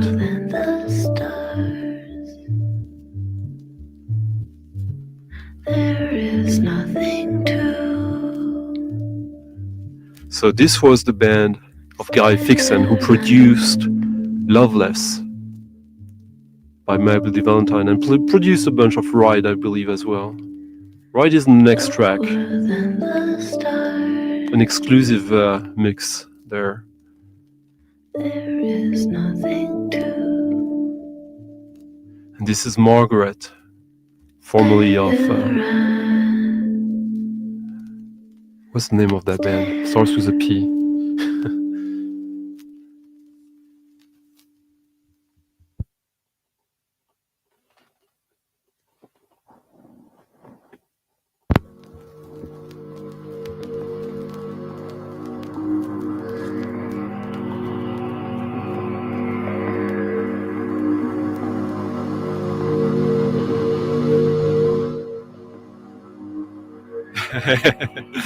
Thank you, Justin. Thank you, Justin Peters, for leaving a nice tip in the coffee jar, getting me 10% away from the goal of tonight, considering what is lined up in front of me during the week, the upcoming week, in terms of digging. So that's pretty good. That's pretty sweet. So,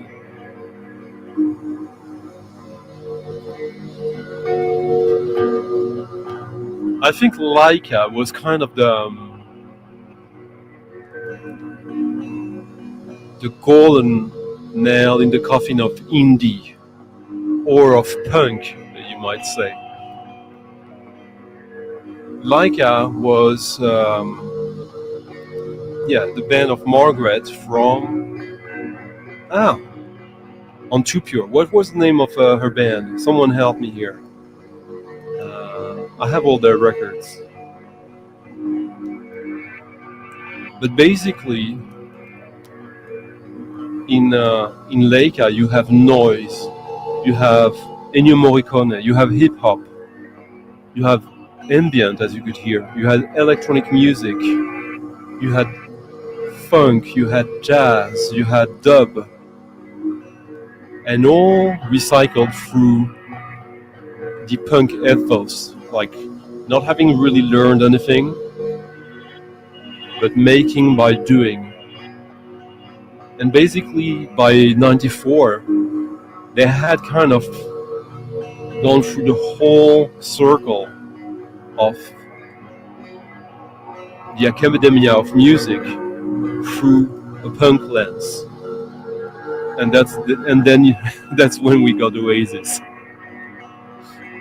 LOS of 10 Victims, 1876. Moonshake is the name of Margaret's band, not P, almost.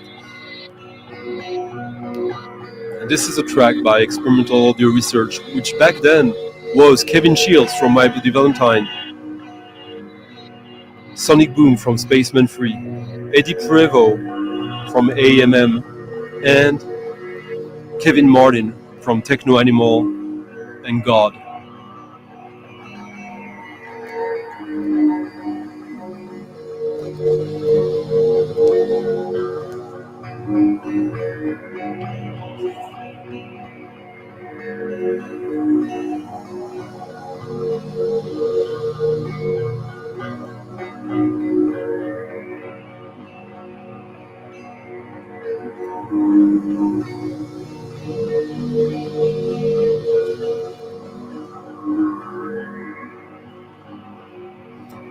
Too Pure was the label of the first half of the 90s as far as I'm concerned. Cheers, Thomas. This weekend, I think, is going to be 1 or 2 articles on the Substack. I'm ashamed of how much time it takes for this one, but I hope it will be worth it.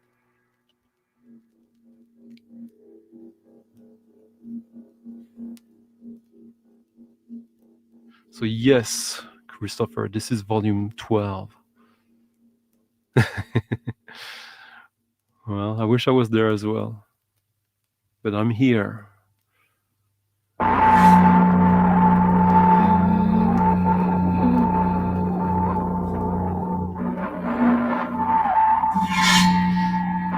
Which one? The one I just played, the Experimental Audio Research one, or the Moonshake one? The Leica. But it's a great compilation for sure. You should be able to find it for about $20. Just forget about getting the booklet though.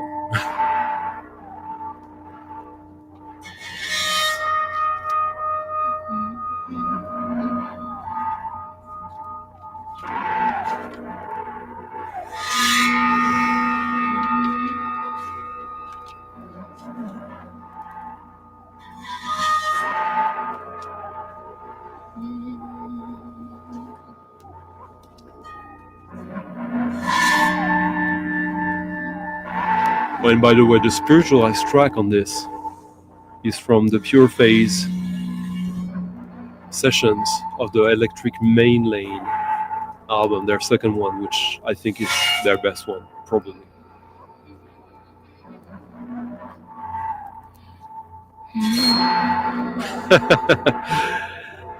I think it's funny that you say this is fire, since I think I remember you talking to me about that band, SND Seeker.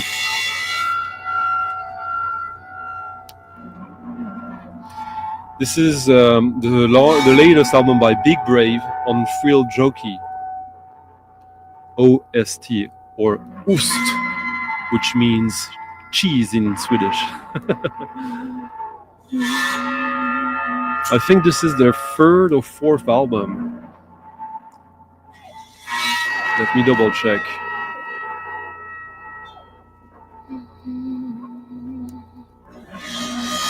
Oh no, this is the opposite. This is Oost, and the album is Big Brave. And yeah, no, what am I saying? No, it is Big Brave. Yeah, it's a duo from Montreal. It's originally a metal band. Oh no, they have tons of albums. Yeah.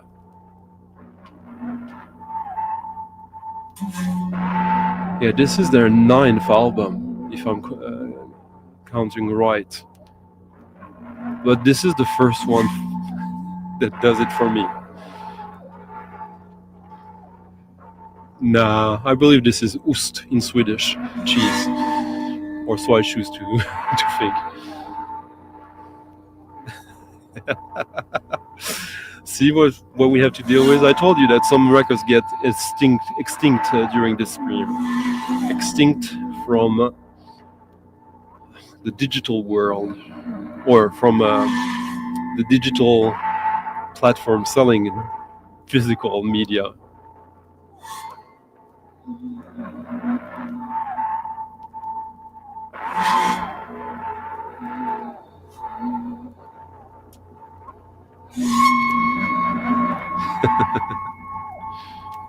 Hello, Firebolt. How are you doing? Yeah, I saw that one, Michael. I've heard two tracks, and I was not. It was not love at first sight, but I like being critical on these things. Yeah, this is absolutely dope. So here's the instrument they're playing, and you can hear someone like humming, chanting. Yeah, limited to 200 copies, but there's 2 pressings. There's one colored vinyl and one black vinyl, if I remember correctly.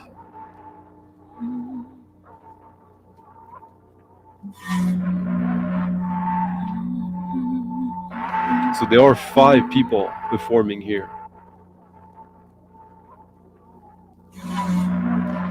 And this is Robin Woody on this track performing the instrument and voice.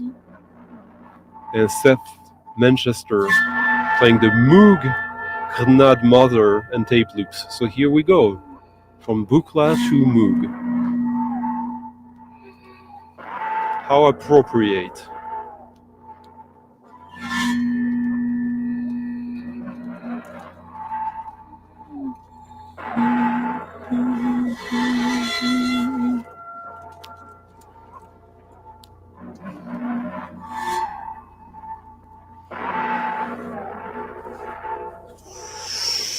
Oh, we're gonna do something fun.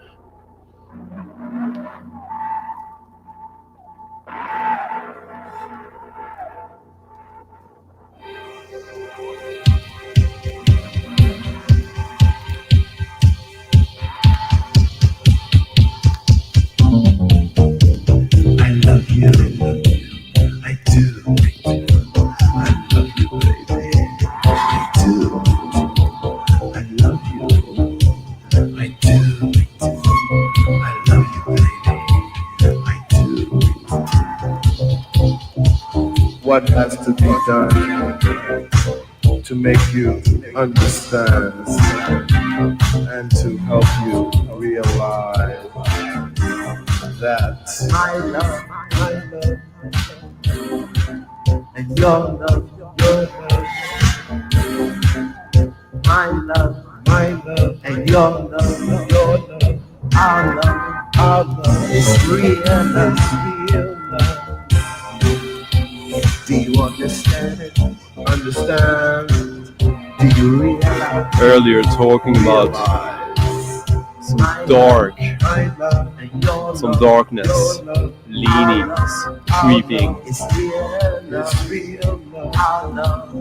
This is when you know that sex definitely is not the work of God. It's coming from down there. Understand it, realize, understand. One of the there's not that many Larry Levin tracks that live up to his DJ magic, in my opinion. He's great, but this is one of his absolute better, most mystical tracks.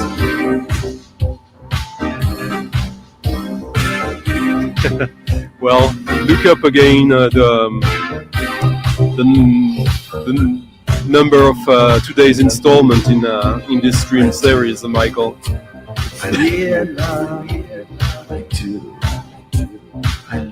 And just for your information, the picture that I use as a thumbnail for this week's video is a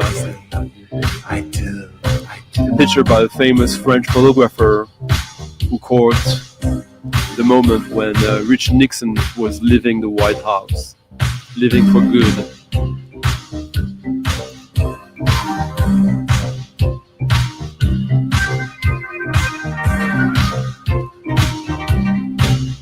Realize. It's real love. Realize.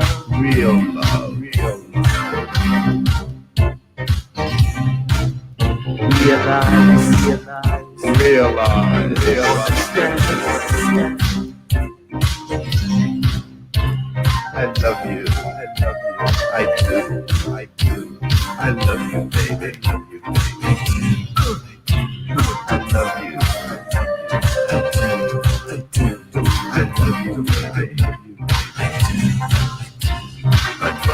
I must be. Because I love you.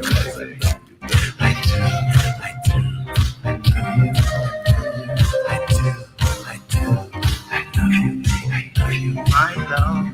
do. My love, your love is real love. My love, your love, our love is real love. Do you understand it? Realize.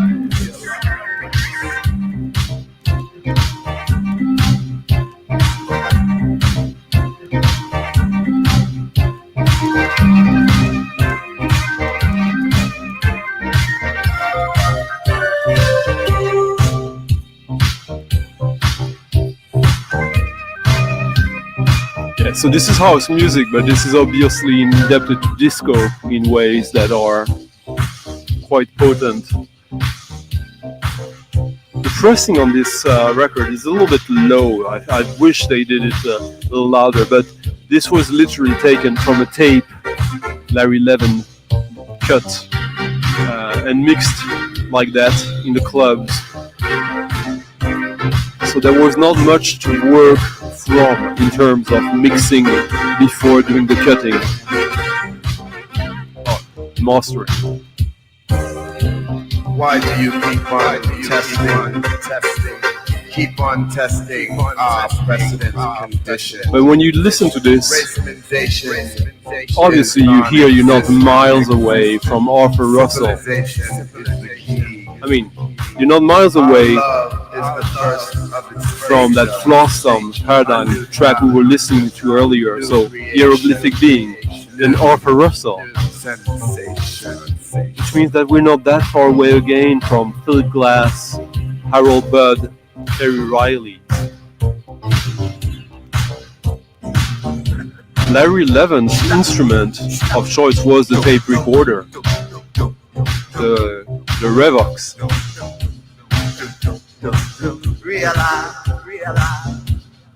And dope. And sex.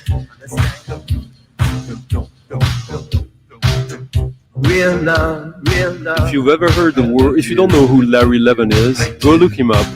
And if you ever heard the name Paradise Garage, then you should know who Larry Levin is. It's a nice story and a lot of American names that count in the history of house music. This is where they got their amplification. I love you. And radio DJs like Electrifying Mojo, obviously. But if you wanted to go use the body, not just your ears, mind, heart, and such, if you wanted to go to club, you might have been too young to catch Larry 11, but you wanted so bad to be there. You had big brothers, big sisters who were disappearing at night, and you had no idea what was going on, but you built a story in your mind that was probably a million times better than how it actually was, and it was pretty neat, great. Oh, how I love you. Oh, how much. Oh. Just imagine yourself in one of these giant New York or Chicago nightclubs of the late 70s, early 80s, and this is going on for 10, 15, 20 minutes, since he has his own cuts of the songs. And it's dark.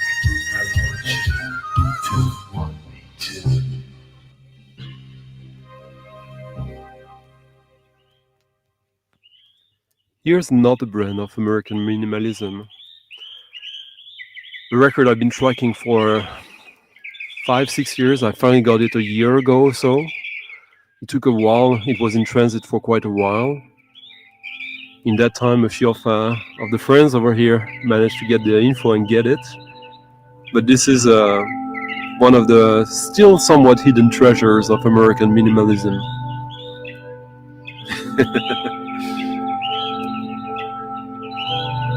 Cheers, Sean, for doing that.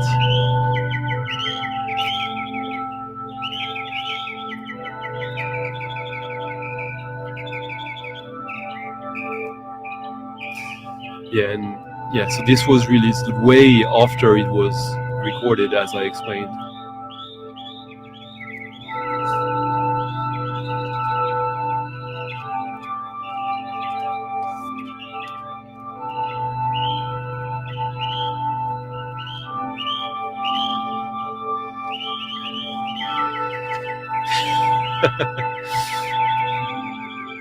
I think you haven't convinced anyone, Rudiger.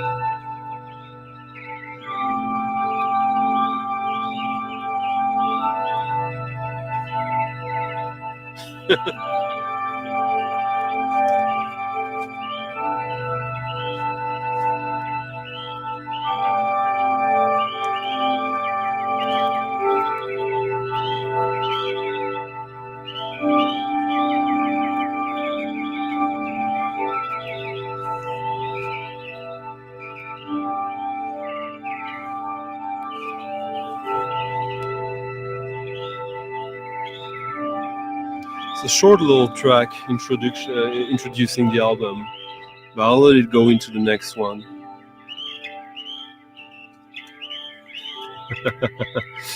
Karl Rüdiger, absolutely. So this is a record from Texas. This is Scott Fraser, Architecture. I adore this artwork. I love this package, obviously. We were listening to Birds, Farfisa organ, and Casio MT30, Ether Hour. And there'll be a little track now coming up also with classical guitar, bass clarinet, Santur, Hardanger fiddle. Scott Fraser, I guess he's more famous. He was part of the Residents for a short while. So already that's a pretty neat credit to his curriculum vitae.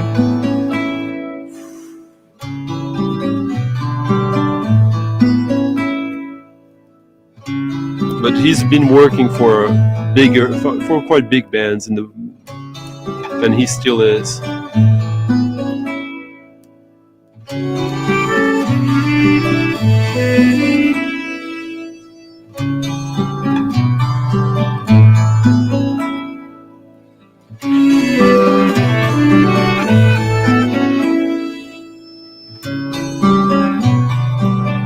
basically been how should I put it? I mean, he's worked a lot for Hollywood. He's worked with what's his name? He worked with Harold Budd actually, and he kind of is part of that scene. John Leffer Adams, Rick Cox, Jim Fox, all these guys from the Cold Blue scene. But yeah, he worked with Phil Klein.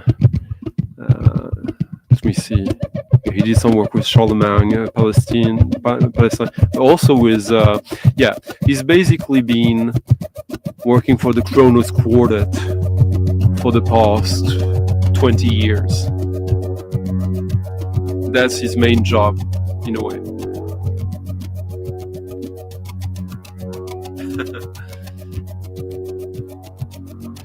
I guess in this case, the strategy is for architecture rather than against.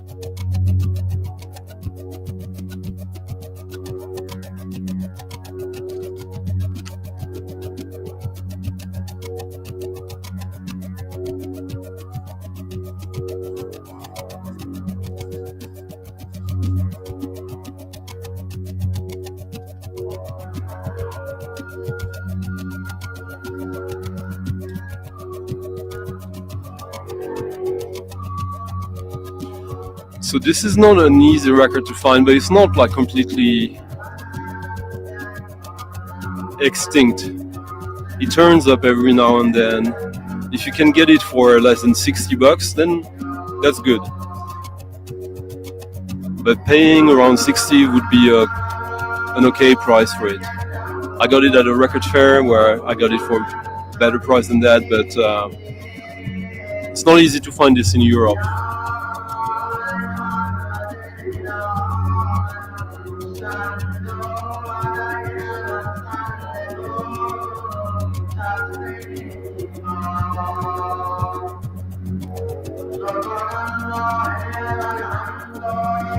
So this was recorded between 82 and 88,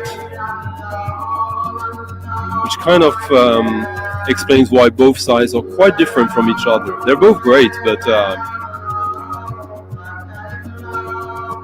this was a big want for me for a long time. So very happy for this to land. I was asking Jose to look for it for me. Back then he had no idea what it was, but now he really knows what it is. And he was the one who he was flipping through a bin of records at the Austin record fair, and I told him, stop, this one, get it for me. And that was like last year.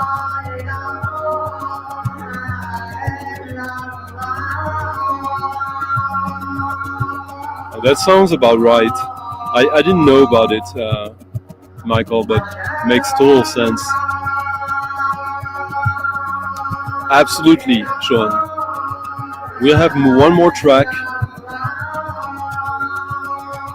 but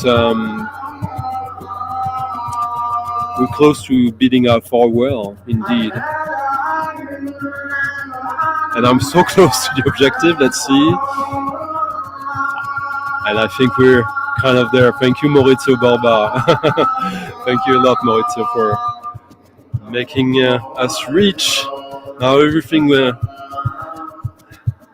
guys might want to leave more would be bonus. I'm already content for tonight.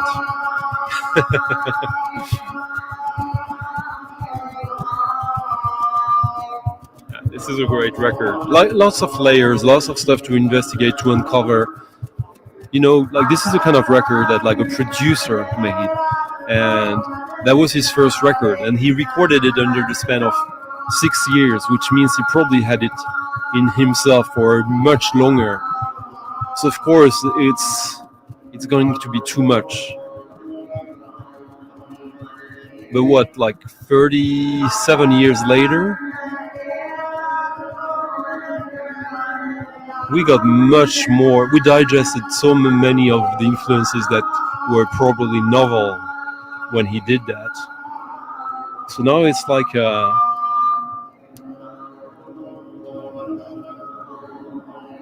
investigating a classic painting, looking what is hiding in the corner, what secret meaning, what emotion is supposed to be manifested with that instrument, that collage, that distant sound here. Cheers, Steven. Yeah. Let's be lucky and be good to each other.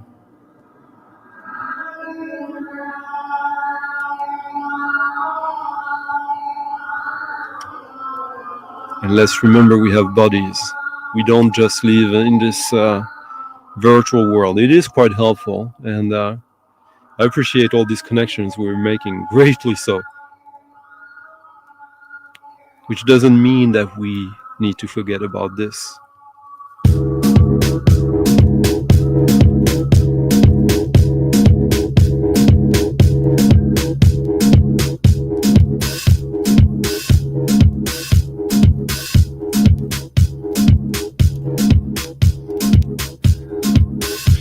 I pick them, that's already quite a lot.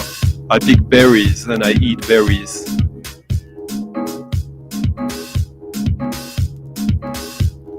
And tomorrow I might be going fishing actually.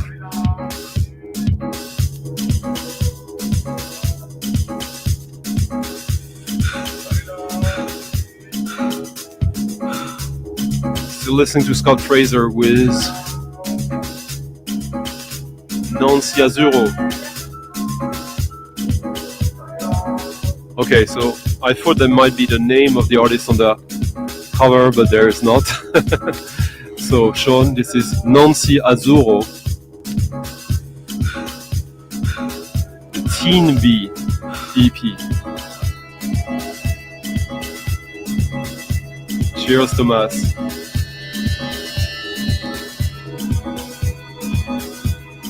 Michael and his stories, huh? You need to come up sometime, huh?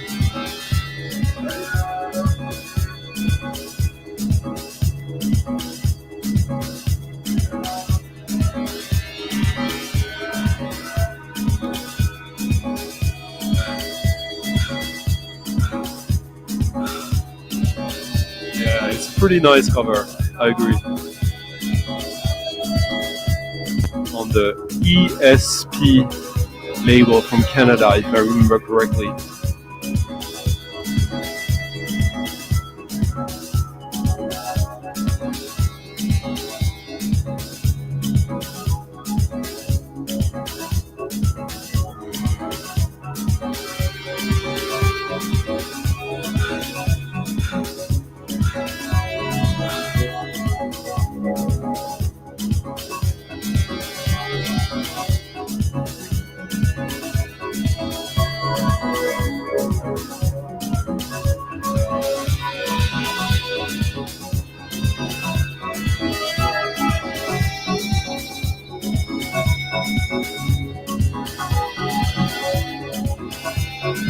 You find it, Sean? Nancy Azzurro.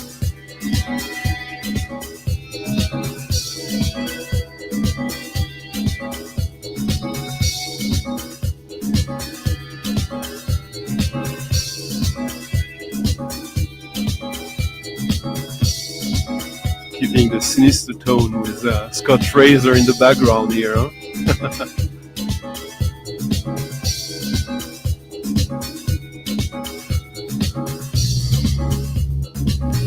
Alright, I hope everyone had fun. I had.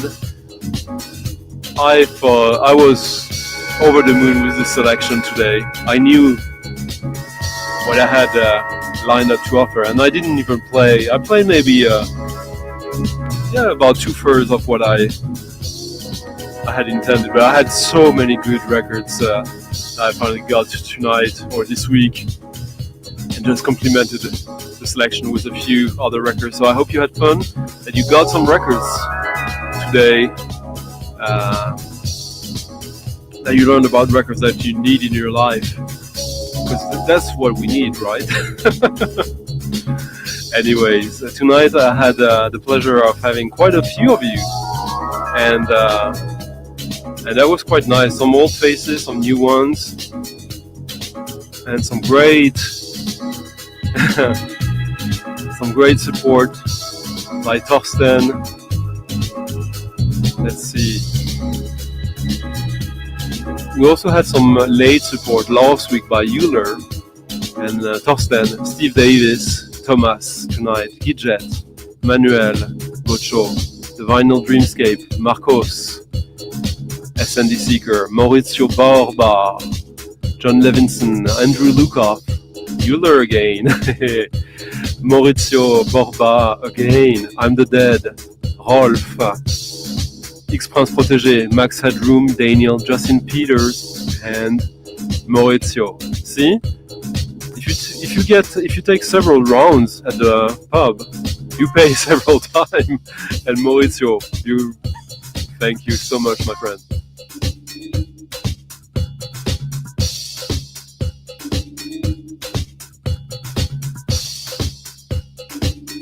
Indeed. Nice weekend to everyone. Here's Sean performing again. Thank you, John. Thank you, Vinyl Repurgence.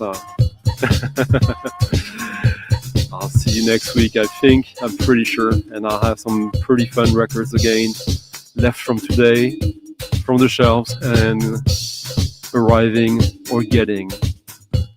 Bye.